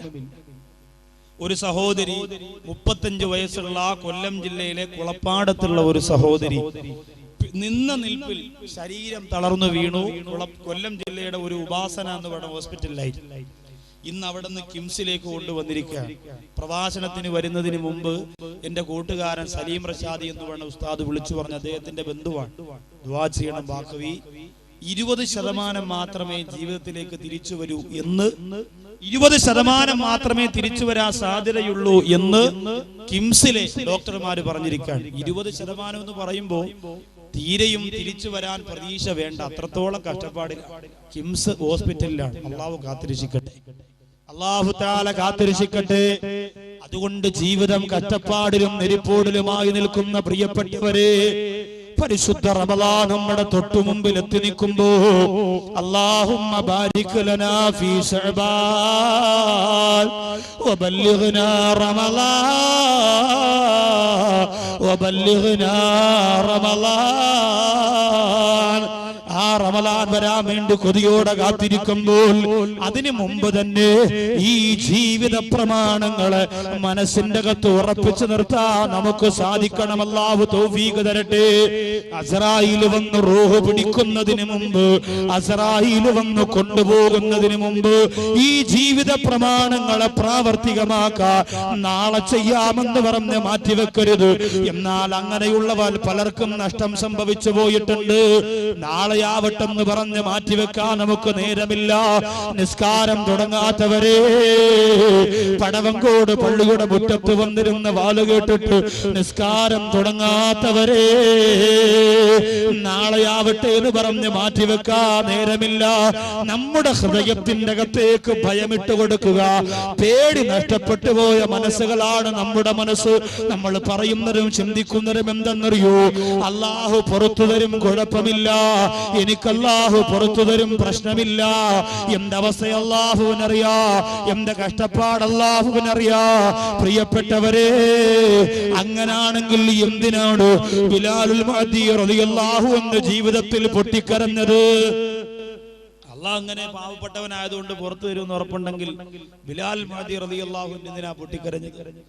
ബിലാൽ റളിയല്ലാഹു അൻഹു ഏറ്റവും പാവപ്പെട്ടവനായിരുന്നല്ലോ, ഏറ്റവും പാവപ്പെട്ടവനായിരുന്നു. അല്ലാഹുവിന്റെ റസൂൽ എല്ലാവരോടും ബിലാലിനെ സയ്യിദ് എന്ന് വിളിക്കണമെന്ന് പറഞ്ഞപ്പോ പൊട്ടിക്കരന്നുകൊണ്ട് ആരംഭപ്പൂവായ പുണ്യ നബി തങ്ങളുടെ മുമ്പ് വന്ന് ഹൃദയവേദനയോടെ അല്ലാഹുവിന്റെ റസൂലേ, എനിക്കതിനെന്ത് പവറാണ് ഉള്ളത് എന്ന് ചോദിച്ചുകൊണ്ട് പൊട്ടിക്കരഞ്ഞ ബഹുമാനപ്പെട്ട ബിലാൽ മുഅദ്ദി റളിയല്ലാഹു തആല അൻഹു ഒരു പവറും ജീവിതത്തിൽ ഇല്ലായിരുന്നു, പാവപ്പെട്ടവനായിരുന്നു. അങ്ങനെ അല്ലാഹ് രക്ഷ കൊടുക്കണമെങ്കിൽ ബിലാൽ റളിയല്ലാഹു അൻഹു രക്ഷ കൊടുക്കണമായിരുന്നു. ജോലിയും കൂലിയും ഇല്ലാത്ത പാവപ്പെട്ടവർ പറയും, അല്ലാഹുവിനറിയാൻ കഷ്ടപ്പാടാ, ഞാൻ ജോലിക്ക് പോയില്ലെങ്കിൽ എന്റെ വീട്ടുകാരും നോക്കും. ഉസ്താദുമാർക്ക് അങ്ങനെ പറഞ്ഞാൽ മതി, 3 നേരം ചാപ്പാട് കൊണ്ടുവരും, തേച്ച് മിനിക്ക് നടക്കാം, ഒന്നും അറിയണ്ട, അത്തരം പൂശി അടക്കാം, അവർക്ക് നിസ്കരിക്കാൻ വിളിച്ചാൽ മതി, നമ്മുടെ ജോലിയും കൂലിയും അവർക്കറിയോ എന്ന് പറഞ്ഞുകൊണ്ട് പറയുന്നവരെ അങ്ങനെ രക്ഷപ്പെടണമായിരുന്നെങ്കിൽ ബിലാൽ റളിയല്ലാഹു അൻഹു രക്ഷപ്പെടണമായിരുന്നു. പക്ഷേ ബിലാൽ മുഅദ്ദി റളിയല്ലാഹു അൻഹു ഞാൻ പാവപ്പെട്ടവനാണെങ്കിലും അല്ലാഹുവിനോട് ചെയ്യേണ്ട ബാധ്യതയുണ്ടല്ലോ, അത് ചെയ്യണമെന്ന ഉറപ്പ് മനസ്സിലുണ്ടായിരുന്നു. എത്ര ബുദ്ധിമുട്ടി, എത്ര പ്രയാസം അനുഭവിച്ചു. അവസാനം അയ്യൂബ് നബി അലൈഹിസ്സലാം അല്ലാഹുവിന്റെ ഏറ്റവും നല്ല സർട്ടിഫിക്കറ്റ് വാങ്ങിയിട്ട് ലോകത്തിൽ നിന്ന് വിട പറഞ്ഞില്ലേ? പണക്കാര് വിചാരിക്കും എനിക്ക് ധാരാളം സമ്പത്തൊക്കെ ഉണ്ട്, പള്ളിയിൽ പോയിരിക്കാം, ഉസ്താദ് പറഞ്ഞിടക്ക് പോയിരിക്കാൻ പറ്റും, ഓഫീസ് ആര് നോക്കും? അങ്ങനെയാണെങ്കിൽ ഭൂഗോളം അടക്കി ഭരിച്ചിരുന്ന ചക്രവർത്തിയാണ് സുലൈമാൻ നബി അലൈഹിസ്സലാം. അദ്ദേഹം ഇരുന്നില്ലല്ലോ. ഏറ്റവും കൂടുതൽ ഇഷ്ടം നിങ്ങൾക്ക് എന്താന്ന് ചോദിച്ചപ്പോ സുലൈമാൻ നബി അലൈഹിസ്സലാത്തു വസ്സലാം പറഞ്ഞു, എനിക്ക് ഏറ്റവും അധികം ഇഷ്ടം എനിക്ക് വിശന്നിരിക്കലാണ് എനിക്ക് ഏറ്റവും വലിയ ഇഷ്ടമെന്ന് പറഞ്ഞ് അല്ലാഹുവിലേക്ക് അടുക്കുവാനുള്ള ശ്രമം കാണിച്ച നബിയുല്ലാഹി സുലൈമാൻ അലൈഹിസ്സലാത്തു വസ്സലാമിന്റെ ജീവിതം എന്റെയും നിങ്ങളുടെയും മുമ്പിൽ എന്റെ പ്രിയപ്പെട്ടവരെ തുറന്ന പുസ്തകം പോലെ പല്ലിളിച്ച് കാണിക്കുമ്പോ ഞാനും നിങ്ങളും ദുനിയാവിന് വേണ്ടി പരക്കം പായുമ്പോ ഓർത്തുകൊള്ളുക, നാളെ ഈ പരിശുദ്ധമായ മജ്‌ലിസില് കണ്ണീരോടുകൂടി ദുആ ചെയ്ത് പിരിയുമ്പോ നിങ്ങളോട് പറയാനുള്ള വിഷയം ഏതൊക്കെ മജ്‌ലിസിൽ പറഞ്ഞിട്ടുണ്ടോ ആ മജ്‌ലിസിലെല്ലാ കണ്ണുനീരോട് പൊട്ടിക്കരഞ്ഞുകൊണ്ട് എന്റെ പ്രിയപ്പെട്ടവരെ സ്വീകരിച്ച വിഷയമാണ് ആത്മാവിന്റെ നൊമ്പരങ്ങൾ. ഒരു മനുഷ്യന്റെ റൂഹ് പിരിയുമ്പോ ആ റൂഹ് ലോകത്ത് നൊമ്പരപ്പെട്ടുകൊണ്ട് 10 സ്ഥലങ്ങളിൽ കണ്ണീരോടെ വിളിച്ചു പറയുന്ന കാര്യങ്ങളാണ് നാളെ പടവങ്കോട് പള്ളിയുടെ പരിശുദ്ധമായ മുറ്റത്ത് പറയുന്നത്. ഒരൊറ്റ പരിസര പോലും ആ മജ്‌ലിസ് ഒഴിവാക്കല്ലോ. നമ്മുടെ റൂഹ് നമ്മുടെ ശരീരത്തിൽ നിന്ന് പിരിഞ്ഞാൽ 10 സ്ഥലങ്ങളില് ആ റൂഹ് അനുഭവിക്കാൻ പോകുന്ന നൊമ്പരങ്ങള് ജീവിതത്തിന്റെ ഏറ്റവും വലിയ അധ്യായത്തിലൂടെ കടന്നു പോകുമ്പോ മരണം മറന്നുകൊണ്ട് മൃഗങ്ങളെ പോലും തോൽപ്പിക്കുന്ന തരത്തില് ജീവിച്ചു കൊണ്ടിരിക്കുന്ന പ്രിയപ്പെട്ടവരെ, അല്ലാഹുവിന്റെ പരിപൂർണമായ പൊരുത്തം നേടാ അതിലേക്ക് നമുക്ക് കടന്നെത്താൻ അല്ലാഹു തൗഫീഖ് തരട്ടെ. അല്ലാഹുവിന്റെ റസൂൽ പറഞ്ഞതാ, ഇന്നൽ ഖുലൂബ ലയസ്തഉ, ഖൽബുകൾ തുരുമ്പ് പിടിക്കുന്നതാണ്, ഹൃദയങ്ങൾ തുരുമ്പ് പിടിക്കുന്നതാണ്. ഹൃദയം തുരുമ്പ് പിടിച്ചു പോയവരുടെ ഹൃദയത്തിന്റെ തുരുമ്പ് മാറ്റാൻ 2 മരുന്നാണ് അല്ലാഹുവിന്റെ റസൂൽ പറഞ്ഞത്. ആ മരുന്ന് കൂടി പറഞ്ഞിട്ടാണ് ഇന്ന് നമ്മൾ ദുആ ചെയ്യാൻ. ഹൃദയം തുരുമ്പ് പിടിച്ചു പോയവർക്ക് 2 മരുന്ന്. ഇൻഷാ അല്ലാഹ് ആ 2 മരുന്നും ഞാനും നിങ്ങളും നമ്മുടെ ജീവിതത്തിൽ ഇന്നു മുതൽ ഉപയോഗിക്കണം. അല്ലാഹു തൗഫീഖ് തരട്ടെ. ചെയ്യോലോ ഇൻഷാ അല്ലാഹ്. കാരണം തുരുമ്പ് പിടിച്ചില്ലെങ്കിൽ നസീഹത്ത് കേൾക്കുമ്പോൾ നമ്മുടെ മനസ്സിലേക്ക് തറയ്ക്കും, ബാങ്ക് കേൾക്കുമ്പോൾ തലമറയ്ക്കാൻ തോന്നും, അല്ലാഹയെ പേടിയുണ്ടാവും. തുരുമ്പ് പിടിച്ചു പോയാൽ അതിനകത്തേക്ക് പിന്നെ ഹൃദയത്തിന്റെ തുരുമ്പ് മാറ്റാനുള്ള 2 മരുന്നുകളാണ്. അതിൽ ഒന്നാമത്തത് അല്ലാഹുവിന്റെ റസൂലിനോട് സഹാബത്ത് പറഞ്ഞു, വമാ ജലാഉഹാ യാ റസൂലല്ലാഹ്. അല്ലാഹുവിന്റെ റസൂൽ പറഞ്ഞു, സഹാബികളെ, കമാ യസൂബുൽ ഹദീദു ഇദാ അസാബഹുൽ മാഉ, അതേ ഇരുമ്പിലേക്ക് വെള്ളം വന്ന് വീഴുമ്പോ തുരുമ്പ് പിടിക്കുന്ന പോലെ മനുഷ്യരുടെ ഹൃദയം തുരുമ്പ് പിടിക്കുന്നതാണ്. മനുഷ്യത്വമില്ലാതെ മരവിച്ചുപോയി തുരുമ്പ് പിടിച്ചുകൊണ്ട് നശിക്കുന്നതാണ്. അല്ലാഹുവിന്റെ നബിയേ, അതിൽ നിന്ന് വൃത്തിയാക്കാനുള്ള മരുന്നെന്താണ്? ഹൃദയം തുരുമ്പ് പിടിച്ചു പോയത് കൊണ്ടാണ് വർക്കലയിൽ റെയിൽവേ സ്റ്റേഷന്റെ പ്ലാറ്റ്ഫോമിലൂടെ ഒരു പെൺകുട്ടിയെ വലിച്ചടച്ചു കൊണ്ടുവന്ന് റെയിൽവേ ട്രാക്കിലിട്ട് മാനഭംഗപ്പെടുത്തിയത്. ഹൃദയം തുരുമ്പ് പിടിച്ചു പോയത് കൊണ്ടാണ്. കോതമംഗലം പെൺവാണിഭ കേസ് ഓരോ ദിവസവും പത്രത്തിലൂടെ വായിക്കാൻ ആവേശം കാണിക്കുന്ന പ്രിയപ്പെട്ട ചെറുപ്പക്കാരാ, പ്രായപൂർത്തിയാകാത്ത മോളെ വാപ്പ പിതാവ് കൊണ്ടു നടന്ന് ശരീരം വിറ്റിട്ട് ആ കാശ് വാങ്ങി ബിരിയാണി കഴിച്ചാൽ ഇറങ്ങുമോ? ചിന്തിക്കണം. അങ്ങനെയുള്ള വാപ്പ, ഹൃദയം തുരുമ്പിച്ചു പോയ വാപ്പയാണിത്. പ്രായപൂർത്തിയാകാത്ത മോളെ കൊണ്ട് നടന്ന് ശരീരം വിറ്റിട്ട് ആ കാശ് കൊണ്ട് ഉദരപൂരണം നടത്തുന്ന പിതാവിന്റെ കാലം. നമ്മുടെ മനസ്സങ്ങനെ ആവരുത്. നമ്മുടെയും മനസ്സുകൾ, ചില മനസ്സുകൾ ഹൃദയം തുരുമ്പ് പിടിച്ചു പോയവരാണ്. വെള്ളിയാഴ്ച ആരെങ്കിലും വെളിയിൽ വന്ന് കൈ നീട്ടിയിരിക്കുമ്പോ ചവിട്ടി തേച്ചുകൊണ്ട് ഇറങ്ങി പോവില്ലേ? മൈൻഡ് ചെയ്യാൻ നേരമില്ലാതെ 1 രൂപ എടുത്തിട്ട് കൊടുത്താൽ ആകാശം ഒടിഞ്ഞു വീഴൂലല്ലോ, ചെയ്യൂല. അതുപോലെ എത്രയോ മനുഷ്യത്വം മരവിച്ചു പോയ പെരുമാറ്റങ്ങൾ. അയൽവാസികളോട് മോശമായി പെരുമാറുന്നവര്, സ്വാർത്ഥതയും അഹങ്കാരവും അഹംഭാവവും, ഞാനും എന്റെ മച്ചായും എന്റെ മക്കളും എന്റെ വീടും എന്റെ വീട്ടിൽ വളർത്തുന്ന പട്ടിയും ഇതിനപ്പുറത്ത് വേറെ ആരും വേണ്ട എന്ന കണിശമായ തീരുമാനത്തിൽ ജീവിക്കുന്നവരുടെ ഹൃദയത്തിൽ നിറച്ചു തുരുമ്പാണ്. ആ തുരുമ്പിനെ മാറ്റം. പടവങ്കോട് പള്ളിയുടെ ഇന്നലത്തെ നസീഹത്ത് കേട്ടിട്ട് നിസാരമായി തള്ളിക്കളഞ്ഞവരുടെ ഹൃദയം മുഴുവനും തുരുമ്പാണ്. ഇന്നും നിങ്ങള് തലമറക്കാരെയാണ് മീൻകാരന്റെ മുമ്പിൽ ഇറങ്ങിച്ചെന്നതെങ്കിൽ, ഇന്നും നിങ്ങൾ തലമറക്കാരെയാണ് വീട്ടിൽ നിന്ന് പുറത്തിറങ്ങിയതെങ്കിൽ, എന്റെ പെങ്ങളെ, നിന്റെ ഹൃദയത്തിൽ തുരുമ്പാണ്. ആ ഹൃദയത്തിന്റെ തുരുമ്പ് മാറ്റാൻ പിന്നെ കഴിയൂല. അങ്ങനെ തുരുമ്പ് പിടിച്ചു പോയ ഹൃദയത്തിന് പരലോകത്ത് രക്ഷയില്ല. ഇല്ലാ മന്നതല്ലാഹ ബിഖൽബിൻ സലീം. രക്ഷ പ്രാപിച്ച ഹൃദയത്തിനല്ലാതെ, സലീമായ ഹൃദയത്തിനല്ലാതെ അല്ലാഹുവിന്റെ പരലോകത്ത് രക്ഷയില്ല. അതുകൊണ്ട് പ്രിയമുള്ളവരെ, ഈ 2 മരുന്ന് പടവങ്കോട് പള്ളിയുടെ മുറ്റത്ത് നിന്ന് തുരുമ്പ് പിടിച്ചുപോലെ ഹൃദയത്തിന്റെ തുരുമ്പ് മാറ്റാ സമ്മാനിക്കുന്ന 2 മരുന്ന് സ്വീകരിച്ചുകൊണ്ട് വേണം പോകാൻ. ഒന്നാമത്തെ മരുന്ന് ദിക്റുൽ മൗത്ത്. അന്നാട്ടോൻ കഴിച്ചാൽ മരിക്കൂലെന്ന് ആരാ പറഞ്ഞത്? താത്തമാരെ ലേ, പത്രത്തിലൂടെ കാണുന്ന രക്ഷാമന്ത്രങ്ങൾ എഴുതി കെട്ടിയ മോതിരങ്ങൾ, ലക്ഷക്കണക്കിന് രൂപയുടെ മോതിരങ്ങളും, അതുപോലെ തന്നെ പിന്നെ മനുഷ്യ ദൈവങ്ങൾ സമ്മാനിക്കുന്ന മറ്റ് മാരണങ്ങൾ നിറച്ചു വെച്ചിരിക്കുന്ന ഉപകരണങ്ങളും ജീവിതത്തിൽ സൂക്ഷിച്ചിരിക്കുന്ന സഹോദരിമാർ, മരണം വരൂല, അപകടം വരൂല, ദുഃഖം വരൂല, ദുരന്തം വരൂല എന്ന് പറഞ്ഞു ജീവിക്കുന്നവരാണെങ്കിൽ മരണസ്മരണ ജീവിതത്തിൽ ഉണ്ടാക്കണം. നമ്മൾ ഉണ്ടായില്ലെങ്കിൽ നാളെ അതുണ്ടാകും. നാളത്തെ ആത്മാവിന്റെ നൊമ്പരങ്ങളെന്ന 2 മണിക്കൂറത്തെ പ്രഭാഷണം കേൾക്കുമ്പോ എന്റെ സഹോദരങ്ങളുടെ മനോമുഖരത്തിൽ അതുണ്ടാകും, അതുറപ്പാണ്. എത്ര കൂട്ടുകാരെ നെഞ്ചത്തിലേക്ക് മണ്ണ് വാരിയിട്ട കരങ്ങളാ നമ്മുടേത്. അതുകൊണ്ട് തുരുമ്പ് പിടിച്ചുപോലെ ഹൃദയത്തിന്റെ തുരുമ്പ് മാറ്റാ. പ്രിയപ്പെട്ടവരെ, ഉറങ്ങാൻ കിടക്കുമ്പോൾ ഒരു മനുഷ്യൻ പറയാറുള്ളത് എന്താ? അല്ലാഹുമ്മ ബിസ്മിക അമൂതു വ അഹ്യാ, അല്ലാഹുമ്മ ബിസ്മിക അമൂതു വ അഹ്യാ. അല്ലാഹുവേ, നിന്റെ നാമം പറഞ്ഞുകൊണ്ട്, നിന്റെ നാമത്തിൽ ഞാനിതാ മരിക്കുന്നു, ഞാനിതാ ജീവിക്കുന്നു. മരിക്കുന്നു എന്ന് ആദ്യം പറയാ ഉറങ്ങാൻ കിടക്കുമ്പോ. സഹോദരിമാരാലോചിച്ചേ, മരണം എല്ലാവർക്കും വലിയ വെറുപ്പാണ്. മരണത്തിന്റെ ചിന്തകളും വെറുപ്പാണ്. ആരെങ്കിലും മരണത്തെ കുറിച്ച് പറഞ്ഞാൽ അങ്ങനെ പറയല്ലേടാ ശുക്കൂറേ, ദുആ സ്വീകരിക്കണ സമയടാ, അള്ളാഹു അങ്ങ് മരിപ്പിച്ചാലോ എന്ന് പറഞ്ഞുകൊണ്ട് വായ പൊത്താൻ നിർദ്ദേശിക്കുന്ന കാലഘട്ടമാണ്.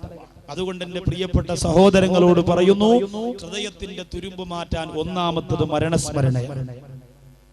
രണ്ടാമത്തതോ വതിലാവത്തിൽ ഖുർആൻ, വതിലാവത്തിൽ ഖുർആൻ. അള്ളാഹുവിന്റെ പരിശുദ്ധ ഖുർആനോദലാണ്. രണ്ടാമത്തെ അള്ളാഹുവിന്റെ ഖുർആനോദലാണ്. മരണസ്മരണ ജീവിതത്തിൽ കൊണ്ടുവന്നാൽ ഒന്നാമത് ഹൃദയത്തിന്റെ തുരുമ്പ് മാറ്റുന്ന മരുന്നായി, രണ്ടാമത്തത് പടച്ച റബ്ബിന്റെ ഖുർആനോദലാണ്. അള്ളാഹുവിന്റെ പരിശുദ്ധ ഖുർആനോദുന്നവരുടെ മനോമുഖരത്തിൽ കറുപ്പ് ബാധിക്കൂല, തുരുമ്പ് പിടിക്കൂല, ക്ലാവ് പിടിക്കൂല.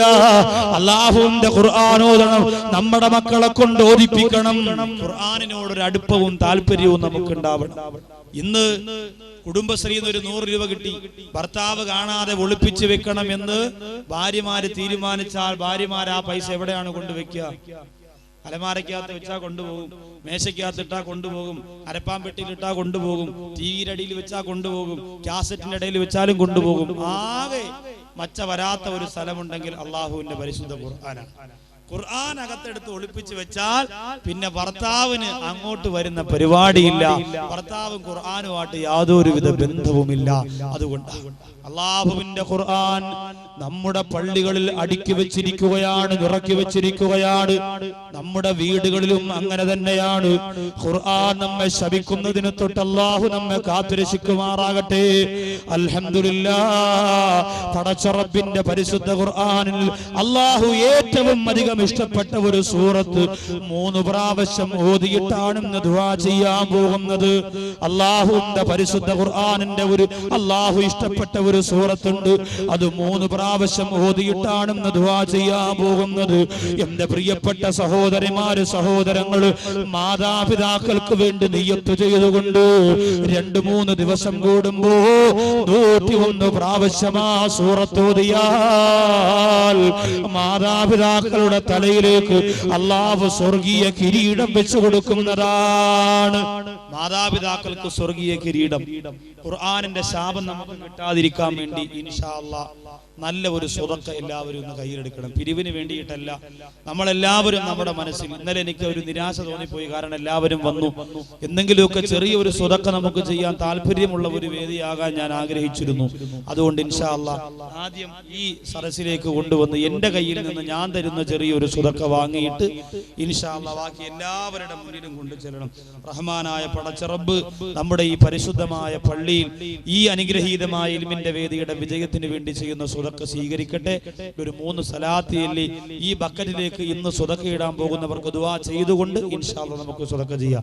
സല്ലല്ലാഹു അലാ മുഹമ്മദ്, ഇരുന്ന മതി. സല്ലല്ലാഹു അലൈഹി വസല്ലം, സല്ലല്ലാഹു അലാ മുഹമ്മദ്, സല്ലല്ലാഹു അലൈഹി വസല്ലം, അല്ലാഹുമ്മ സല്ലി അലാ മുഹമ്മദ്, യാ റബ്ബി സല്ലി അലൈഹി വസല്ലം. അല്ലാഹുവേ, റഹ്മാനായ രാജസയ്യിദായ നാഥ, മനോഹരമായി പരിപാടിയുടെ വിജയത്തിന് വേണ്ടി ഈ പള്ളിയുടെ മുറ്റത്ത് വന്നിരിക്കുന്നവരിൽ ആരൊക്കെയാണോ എന്തൊക്കെ നിയ്യത്ത് ചെയ്തുകൊണ്ട് ഈ ബക്കറ്റിലേക്ക് സ്വതക്ക ഇടുന്നുവോ ആ നിയ്യത്ത് നീ ഖബൂലാക്കണേ അല്ലാഹ്. റഹ്മാനായ പടച്ചവനെ, എന്ത് ആഗ്രഹമാണോ അവിടെ മനസ്സിലുള്ളത്, എന്തുദ്ദേശമാണോ അവിടെ മനസ്സിലുള്ളത്, ഈ സ്വതക്ക ചെയ്യുന്നതോടുകൂടി ആ മുറാദ് ഹാസിലാക്കി കൊടുക്കണേ തമ്പുരാനെ. റഹ്മാനായ നാഥ, രാജസയ്യിദായ പടച്ചവനെ, ഇതിലേക്ക് സ്വതക്ക ഇടുന്നവരെ നീ ക്യാൻസർ രോഗികളാക്കല്ലേ അല്ലാഹ്. അവരുടെ കുടുംബത്തിലുള്ള പ്രശ്നങ്ങൾ പരിഹരിക്കണേ അല്ലാഹ്. അവരുടെ മക്കൾക്ക് മാരകമായ രോഗം നീ കൊടുക്കല്ലേ അല്ലാഹ്. ബിസ്മില്ലാഹിർ റഹ്മാനിർ റഹീം. എല്ലാ സഹോദരങ്ങളും അവരവരാൽ കഴിയുന്നത്, കാര്യമായ വലിയ സ്വതക്കയൊന്നും ചെയ്യണമെന്നില്ല. നിങ്ങൾക്ക് നിങ്ങളുടെ റബ്ബ് മാത്രം അറിയുന്നതാ. പേരില്ല, പ്രശസ്തിയില്ല, അഡ്രസ് ഇല്ല, ഒന്നുമില്ല. ഒരു കാര്യം നടക്കണം എന്ന് നിയ്യത്ത് ചെയ്തുകൊണ്ട് ഒരു സ്വതക്ക എടുക്കണം. ആ സ്വതക്ക വളരെ സന്തോഷത്തോടെ അൽഹംദുലില്ലാഹ് ഈ സഹോദരങ്ങളുടെ ഈ കൊണ്ടുവരുന്ന ആ ബക്കറ്റിലേക്ക് നിയ്യത്ത് ചെയ്തുകൊണ്ടിടുക. അല്ലാഹു സുബ്ഹാനഹു വ തആല എന്ത് ആഗ്രഹം മനസ്സിൽ കരുതി, എന്തുദ്ദേശം മനസ്സിൽ കരുതിയിട്ട് ഈ സ്വതക്ക ചെയ്യുന്നുവോ റഹ്മാനായ പടച്ച റബ്ബ് അവരുടെ മുറാദ് അല്ലാഹു സുബ്ഹാനഹു വ തആല പരിപൂർണമായും ഹാസിലാക്കി കൊടുക്കുമാറാകട്ടെ എന്ന് ഞാൻ ദുആ ചെയ്യുന്നു. അപ്പൊ അസ്രായിൽ വരുന്നതിന് മുമ്പ് തുരുമ്പ് പിടിച്ച ഹൃദയത്തെ വെളുപ്പിക്കണം, ഇല്ലെങ്കിൽ അപകടമാണ്. എപ്പോഴാണ് വരുന്നതെന്നൊന്നും പറയാൻ പറ്റൂല. കുഞ്ഞുമക്കൾ മരിക്കുന്നു, പ്രായം ചെന്നവർ മരിക്കുന്നു, അതുപോലെ ഒരുപാട് പ്രായമുള്ളവർ മരിക്കാതെ വീട്ടിൽ കിടക്കുമ്പോൾ അവരുടെ മക്കളും ചെറുമക്കളും മരിക്കുന്നു. അതുകൊണ്ട്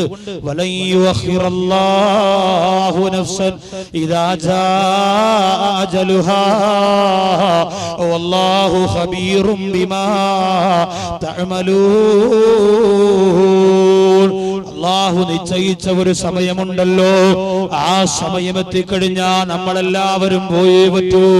അങ്ങനെ പോകുന്നതിന് മുമ്പ് നമ്മുടെ ഹൃദയം നമ്മൾ ശുദ്ധിയാക്കണം. നമ്മുടെ ഹൃദയത്തിനകത്തേക്ക് നമ്മൾ ഇന്നലെയും ഇന്നും പറഞ്ഞ എല്ലാ സ്വഭാവ ഗുണങ്ങളും നിറച്ചു വെച്ചുകൊണ്ട് അല്ലാഹു ഇഷ്ടപ്പെട്ട ജീവിതം നമ്മൾ നയിക്കണം. അതിന് അല്ലാഹു തൗഫീഖ് തരട്ടെ. അസ്രായിൽ അലൈഹിസ്സലാം എപ്പോഴാണ് വരുന്നതെന്ന് പറയാൻ പറ്റൂല. അതുകൊണ്ട് അതിനു മുമ്പ് ഒരുങ്ങി തയ്യാറെടുക്കുക. നാളെ ചെയ്യാമെന്ന് പറഞ്ഞ് മാറ്റിവെക്കാറ്. ഇന്നെന്റെ പടവങ്കോട് പള്ളിയുടെ മുറ്റത്തിരുന്ന് വീട്ടിലേക്ക് തിരിച്ചു പോകുന്നവരോട് എനിക്ക് പറയാറുള്ളത്, അല്ലാഹുവിന്റെ പരിശുദ്ധ ഖുർആൻ ഓതാൻ അറിയുന്നവരാണ് നിങ്ങളെങ്കിൽ, അറിഞ്ഞുകൂടാത്തവരുണ്ട് എന്നതാണ് ഏറ്റവും വലിയ ഈ സമുദായത്തിന്റെ പരാജയം. കഴിഞ്ഞ വർഷം പരിശുദ്ധ റമളാൻ മാസത്തിൽ അവസാന 10 ദിവസത്തെ അട്ടക്കുളങ്ങര പള്ളിയിലെ എഴുത്തിക്കാഫ്, ഒരു ദിവസം നിങ്ങളെ ഞാൻ ക്ഷണിക്കുകയാണ്. 10 ദിവസത്തിൽ ഏതെങ്കിലും ഒരു ദിവസം നിങ്ങൾക്ക് ആർക്കും അവിടെ വരാം. ഇൻഷാ അല്ലാഹ് 2 മണിക്കൂർ പ്രസംഗം, അത് കഴിഞ്ഞ് ദുആ. നോമ്പ് 20 മുതൽ എല്ലാ രാത്രികളിലും ഉണ്ടായിരിക്കും.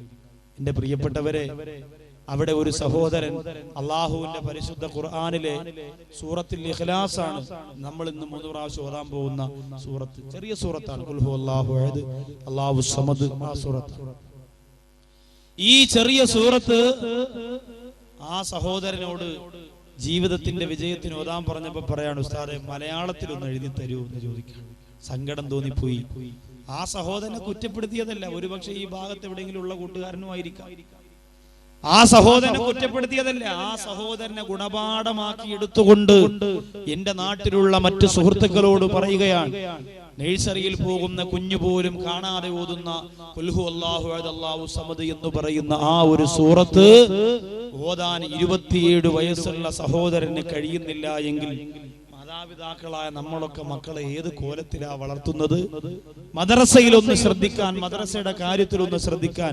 എന്തിനേറെ ഒരു ചെറിയ ഉദാഹരണം ഞാൻ പറയാം. നമ്മൾ ഇന്ന് വീട്ടിലേക്ക് ചെന്നിട്ട് നമ്മുടെ മക്കളോട് പറയണം, സ്കൂളിൽ നീ കൊണ്ടുപോകുന്ന പുസ്തകവും മദ്രസയിൽ കൊണ്ടുപോകുന്ന പുസ്തകവും എടുത്തുകൊണ്ട് വരാൻ പറയാം. സ്കൂളിൽ കൊണ്ടുപോകുന്ന പുസ്തകം പെട്ടെന്ന് എടുത്തുകൊണ്ട് വരും. അതിന്റെ ബൈൻഡ് വെള്ളം വീണാൽ തെറിച്ചു പോകുന്ന ചേമ്പില പോലെ വില കൂടിയ ബൈൻഡാണ് സ്കൂളിലെ പുസ്തകത്തിൽ ഇട്ടിരിക്കുക. മദ്രസയുടെ പുസ്തകം ഇപ്പൊ കൊണ്ടുവരാന്നും പറഞ്ഞു പോയവനെ കാണുന്നില്ല. വാപ്പ വിളിച്ചു നോക്കി, എടാ എവിടാ ചെയ്താനെ, മദ്രസയുടെ ബുക്ക് എടുക്കാൻ പോയിട്ട് കണ്ടില്ലല്ലോ. ഇപ്പൊ വരാ വാപ്പ, അഖ്ലാഖ് കണ്ടില്ല. അഖ്ലാഖ് പോയി. അവസാനം വിറക് വരയുന്ന 2 പേപ്പർ, അടുക്കളയിൽ നിന്ന് 3 പേപ്പർ, എല്ലാം കൂടെ എടുത്ത് ഒട്ടിച്ചിട്ട് വരുമ്പോ ദീനിയാത്തിന്റെ ഒരു കടലാസ കണ്ടില്ല. അതെവിടെയാടാ? അത് ഇന്നലെ ഉമ്മാമന്റെ കട്ടിന്റെ അടി കിടക്കണേ, ഞാൻ പോയി നോക്കട്ടെ. ഉമ്മാമയുടെ അടുത്ത് പോവാ. ഉമ്മാമയുടെ അടുത്ത് എല്ലാം ഉമ്മാമ ദീനിയാത്തിന്റെ കടലാസ് ഇങ്ങനെ കീറിയിട്ടുണ്ടല്ലോ ചെവിക്കാത്. ദീനിയാത്തിന്റെ കടലാസ. മദ്രസയുടെ നമ്മുടെ പുസ്തകത്തിന്റെ അവസ്ഥ ഏതാ? ഓർത്തു നോക്കണം നമ്മൾ. ഈ ഒരവസ്ഥയാണ് നമ്മൾ കൊടുക്കുന്നതെങ്കിൽ അപകടമാണ്, പരാജയമാണ്. അല്ലാഹു കാത്തുരക്ഷിക്കട്ടെ. അതുകൊണ്ട് അസ്രായിൽ പല സ്ഥലങ്ങളിലും വന്നു, പലരെ മുമ്പിലും വന്നു, പലരെയും കൊണ്ടുപോയി. എന്റെയും നിങ്ങളുടെയും മുമ്പ് വരുമ്പോ നമ്മുടെ ഹൃദയം ഇങ്ങനെ പളുങ്കുപോലെ പ്രകാശിക്കണം പ്രിയപ്പെട്ടവരെ. അതിനുള്ള 2 വരുന്നെന്താണ്? എല്ലാ ദിവസവും ഞാനൊന്ന് മരിക്കുമോ, ഞാനൊന്ന് മരിക്കുമോ? ആരോഗ്യത്തോടെ നടന്നവര് മരിച്ചില്ലേ, ആഫിയത്തോടെ നടന്നവര് മരിച്ചില്ലേ, ഇന്ന് വരെ മരുന്ന് പോലും കഴിക്കാതെ ഹോസ്പിറ്റലിൽ പോലും കയറാതെ ഇരുന്നവര് മരിച്ചില്ലേ. അതുകൊണ്ട് ആ മരണസ്മരണ, രണ്ടാമത്തൊരു തിലാവത്തുൽ ഖുർആൻ, അല്ലാഹുവിന്റെ പരിശുദ്ധ ഖുർആൻ. ഈ ഈ രണ്ടു മരുന്ന് ജീവിതത്തിൽ ഉണ്ടാവണം. ഇന്ന് വീട്ടിലേക്ക് ചെന്നിട്ട് അൽഹംദുലില്ലാഹ് സൂറത്തുൽ ഇഖ്ലാസ് അഥവാ ഖുൽ ഹുവല്ലാഹു അഹദ് അല്ലാഹു സമദ് ലം യലിദ് വലം യൂലദ് വലം യകുൽ ലഹു കുഫുവൻ അഹദ് എന്ന സൂറത്ത് ഏറ്റവും ചുരുങ്ങിയത് ഒരു 51 പ്രാവശ്യമെങ്കിലും എൻ്റെ സഹോദരങ്ങളെ സഹോദരിമാർ ഓതിയിട്ട് അല്ലാഹുമ്മ ബാരിക് ലനാ ഫിൽ മൗതി വഫീമാ ബഅദൽ മൗത്, മരണത്തിലും മരണത്തിന് ശേഷമുള്ള ജീവിതത്തിലും ബറക്കത്ത് ചെയ്യണേ എന്ന് അല്ലാഹുവിനോട് കരഞ്ഞുകൊണ്ട് ദുആ ചെയ്യണം. പോസ്റ്റ്മോർട്ടം ചെയ്യുന്ന രീതിയിൽ മരിക്കാതിരിക്കാൻ, അപകടത്തിൽ മരിക്കാതിരിക്കാൻ, ദുരിതത്തിൽ മരിക്കാതിരിക്കാൻ, അങ്ങനെ അല്ലാഹുവിനോട് നിങ്ങൾ ദുആ ചെയ്യണം. അല്ലാഹു നമ്മുടെ ദുആ പരിപൂർണമായും സ്വീകരിക്കുമാറാകട്ടെ. ഇൻഷാ അല്ലാഹ് ഒരുപാട് സഹോദരങ്ങൾ ദുആ ലിസ്റ്റ് എൻ്റെ പ്രിയപ്പെട്ട സംഘാടകരുടെ കയ്യിൽ ഏൽപ്പിച്ച് ദുആ ചെയ്യാൻ പറഞ്ഞിട്ടുണ്ട്. അവരിൽ പ്രധാനപ്പെട്ട 1-2 പേരുടെ ലിസ്റ്റ് ഞാൻ വായിക്കാം. കാരണം ഈ നല്ല സരസിൽ ഏറ്റവും അനുഗ്രഹമായത് മഴ നമ്മുടെ ദുആ സ്വീകരിക്കുന്നതിനൊരു കാരണമാണ് എന്നതാണ്. മെനിങ്ങാന്ന് വരെ മഴയില്ലായിരുന്നു, ഇന്നലെ മുതൽ മഴ തുടങ്ങി. എങ്കിലും നമ്മളെ ഒരുപാട് ഉപദ്രവിക്കാതെ ഈ വിശാലമായ സ്ഥലത്ത് മഴ പെയ്താൽ നമ്മൾ എവിടെ ഓടും? പള്ളിക്കകത്തിരിക്കാനുള്ള സൗകര്യത്തിലൊക്കെ നിറഞ്ഞ ആൾക്കാർ ഇരിക്കുകയാണ്, മാറിയിരിക്കാൻ സ്ഥലമില്ല. എത്ര ടാർപ്പ് കെട്ടിയാലും മഴ ശക്തമായി പെയ്താൽ എൻ്റെ പ്രിയപ്പെട്ടവരെ നമ്മൾ തളരും. അള്ളാഹുവിന്റെ അപാരമായ അനുഗ്രഹം എന്ന് പറയാം. ഇച്ചിരി നേരമൊക്കെ ആ മഴ ഒന്ന് മാറി നിന്ന് നമ്മുടെ സന്തോഷത്തിന് വേണ്ടി നമ്മുടെ ഈ പള്ളിയുടെ ബറക്കത്തും അനുഗ്രഹവും കഷ്ടപ്പെട്ട പ്രിയപ്പെട്ട പ്രവർത്തകരെ വേദനിപ്പിക്കാതെ വെറുപ്പിക്കാതെ അല്ലാഹു സുബ്ഹാനഹു വ തആല ആവേശത്തോടെ ഈ സമയം വരെയും അത് കൊണ്ടെത്തിച്ചു. ഗൾഫിൽ നിന്നും ഒരു പിതാവ് മക്കളുടെ രോഗങ്ങൾ മാറുന്നതിന് വേണ്ടി ദുആ ചെയ്യാൻ 1000 രൂപ അൽഹംദുലില്ലാഹ് സംഭാവന. അല്ലാഹു ആ പ്രിയപ്പെട്ട സഹോദരന്റെ മക്കൾക്ക് ആഫിയത്ത് കൊടുത്ത് അനുഗ്രഹിക്കുമാറാകട്ടെ. ഷരീഫ ബീവി ഷഫീറ മനസ്സിൽ 500 രൂപ. കുടുംബത്തിൽ എല്ലാവർക്കും രോഗമാണ്, രോഗങ്ങളൊക്കെ മാറി ആഫിയത്ത് ഉണ്ടാകുന്നതിന് വേണ്ടി ദുആ ചെയ്യാൻ. പാലിയോട് അബൂസാലി 1000 രൂപ ദുആ ചെയ്യാൻ. ഹൗസ് 500 രൂപ. ഗൾഫിൽ നിൽക്കുന്ന ഭർത്താവിന്റെ രോഗം മാറാൻ വേണ്ടി ദുആ ചെയ്യാൻ. അല്ലാഹു ആ സഹോദരിയുടെ ഭർത്താവിന് ആഫിയത്തോട് അനുഗ്രഹിക്കട്ടെ. അവസാനം ദുആ ചെയ്യുമ്പോൾ പ്രത്യേകിച്ച് ദുആ ചെയ്യുമെന്ന് അറിയിക്കും. അതുപോലെ ദുആ ചെയ്യുന്നതിന് വേണ്ടി വേറെ 1000 രൂപ. അല്ലാഹു ഈ സ്വതക്കകളെ സ്വീകരിക്കട്ടെ. അവിടെ മനസ്സിന്റെ മുറാദ് അല്ലാഹു വാസിലാക്കി കൊടുക്കുമാറാകട്ടെ. മരണപ്പെട്ടുപോയ മാതാപിതാക്കൾക്കും കുടുംബത്തിന് വേണ്ടി ദുആ ചെയ്യാൻ ഷാജി BMB 1001 രൂപ അൽഹംദുലില്ലാഹ് സംഭാവന അല്ലാഹു സ്വീകരിച്ചുകൊണ്ട് ആ മരണപ്പെട്ടു പോയ മാതാപിതാക്കളെ ഈ രാവിലെ ഓർത്തു ആ സഹോദരൻ. ആ മാതാപിതാക്കളുടെ ഖബറിടങ്ങളെ അല്ലാഹു വിശാലമാക്കി കൊടുക്കുമാറാകട്ടെ. ഇൻഷാ അല്ലാഹ് 11 സ്വലാത്തും 3 സൂറത്തുൽ ഇഖ്ലാസും ഓതി. കാരണം ജീവിതത്തിൽ ഒരുപാട് കഷ്ടപ്പെടുന്നവരാ നമ്മൾ. ഒത്തിരി ദൂര സ്ഥലത്ത് നിന്ന് വാത് കേൾക്കാൻ വന്നവരുണ്ട്. അവർക്കൊക്കെ ഇന്നത്തെ ദുആ ഒരു നേട്ടമായിരിക്കണം. ജീവിതത്തിൽ വലിയ ഒരു വിജയത്തിന് ഈ ദുആ ഒരു കാരണമായിരിക്കണം. അതുകൊണ്ട് എല്ലാ സഹോദരങ്ങളും ഈ സദസ്സിന്റെ മുമ്പിലേക്ക് എഴുന്നേറ്റ് നിന്നുകൊണ്ട് മുമ്പിലേക്ക് വരിക. ആ പള്ളി ആ ഭാഗത്തൊക്കെ ഇരിക്കുന്നവർക്ക് സദസ്സിന്റെ മുമ്പിലേക്ക് എല്ലാ സഹോദരങ്ങളും സഹോദരിമാരിരുന്നാൽ മതി. സഹോദരങ്ങളൊക്കെ എഴുന്നേറ്റ് മുമ്പിലേക്ക് വരിക. ഇൻഷാ അല്ലാഹ് ദുആ ചെയ്യാണ്. ഏറ്റവും വലിയ പ്രതീക്ഷ ഒരു മനുഷ്യൻ ചെയ്യുന്ന ദുആയാണ്. അപ്പോ അത് ഒരു സമാധാനത്തിന് നമ്മുടെ ജീവിതത്തിൽ ഏറ്റവും സന്തോഷമാണ് ദുആ. ഒരിക്കലും നമ്മൾ മറക്കരുത്. പ്രത്യേകിച്ച് ഇന്ന് അൽഹംദുലില്ലാഹ് 11 സ്വലാത്ത് ചൊല്ലി അതിലുപരി സൂറത്തുൽ ഇഖ്ലാസ് 3 പ്രാവശ്യം ഓതി. കസേരയൊക്കെ ഒന്ന് നീക്കിട്ടോ. 3 പ്രാവശ്യം ഓതി നമ്മൾ ദുആ ചെയ്യാൻ പോവാൻ. ഇൻഷാ അല്ലാഹ് ഈ സദസ്സിന്റെ വിജയത്തിന് വേണ്ടി നമ്മുടെ പരിപാടിയുടെ പരിപൂർണമായ വിജയത്തിന് വേണ്ടി ധാരാളം പേര് സ്വതക്ക ചെയ്തിട്ടുണ്ട്, ചെറുതും വലുതുമായി. ആ ലിസ്റ്റൊക്കെ ഇൻഷാ അല്ലാഹ് നാളെ വായിക്കും. അതിന്റെ കൂടെ നാളെ ആർക്കെങ്കിലും സ്വതക്ക ചെയ്യാൻ താല്പര്യമുണ്ടെങ്കിൽ 100, 500, 1000 ഒക്കെ നമുക്ക് കൊടുക്കണമെന്ന് ആ മനസ്സിൽ കരുതുന്നവരുണ്ടെങ്കിൽ ഇൻഷാ അല്ലാഹ് അവര് നാളെ വരുമ്പോൾ ഈ സദസ്സിലേക്ക് കൊണ്ടുകൊടുത്ത് 100 ആണെങ്കിൽ അത്, 50 ആണെങ്കിൽ അത് കൊണ്ടുകൊടുത്ത് സംഘാടകരുടെ കയ്യിൽ ഏൽപ്പിച്ച് ആത്മാവിന്റെ നൊമ്പരങ്ങൾ എന്ന മനസ്സ് നിറയുന്ന ആ വിഷയം ശ്രവിക്കുന്നതിന് എല്ലാ സഹോദരങ്ങളും നമ്മളാൽ കഴിയുന്ന സ്വതക്ക ഇട്ടുകൊണ്ട് കൊടുത്തുകൊണ്ട് വരിക. മാർക്കറ്റിലൊക്കെ അൽഹംദുലില്ലാഹ് എല്ലാവരും വളരെ കാര്യമായ രീതിയിൽ സ്വതക്ക ഇട്ടിട്ടുണ്ട്. അല്ലാഹു സുബ്ഹാനഹു വ തആല നമ്മുടെ സ്വതക്ക പരിപൂർണമായും സ്വീകരിക്കുമാറാകട്ടെ.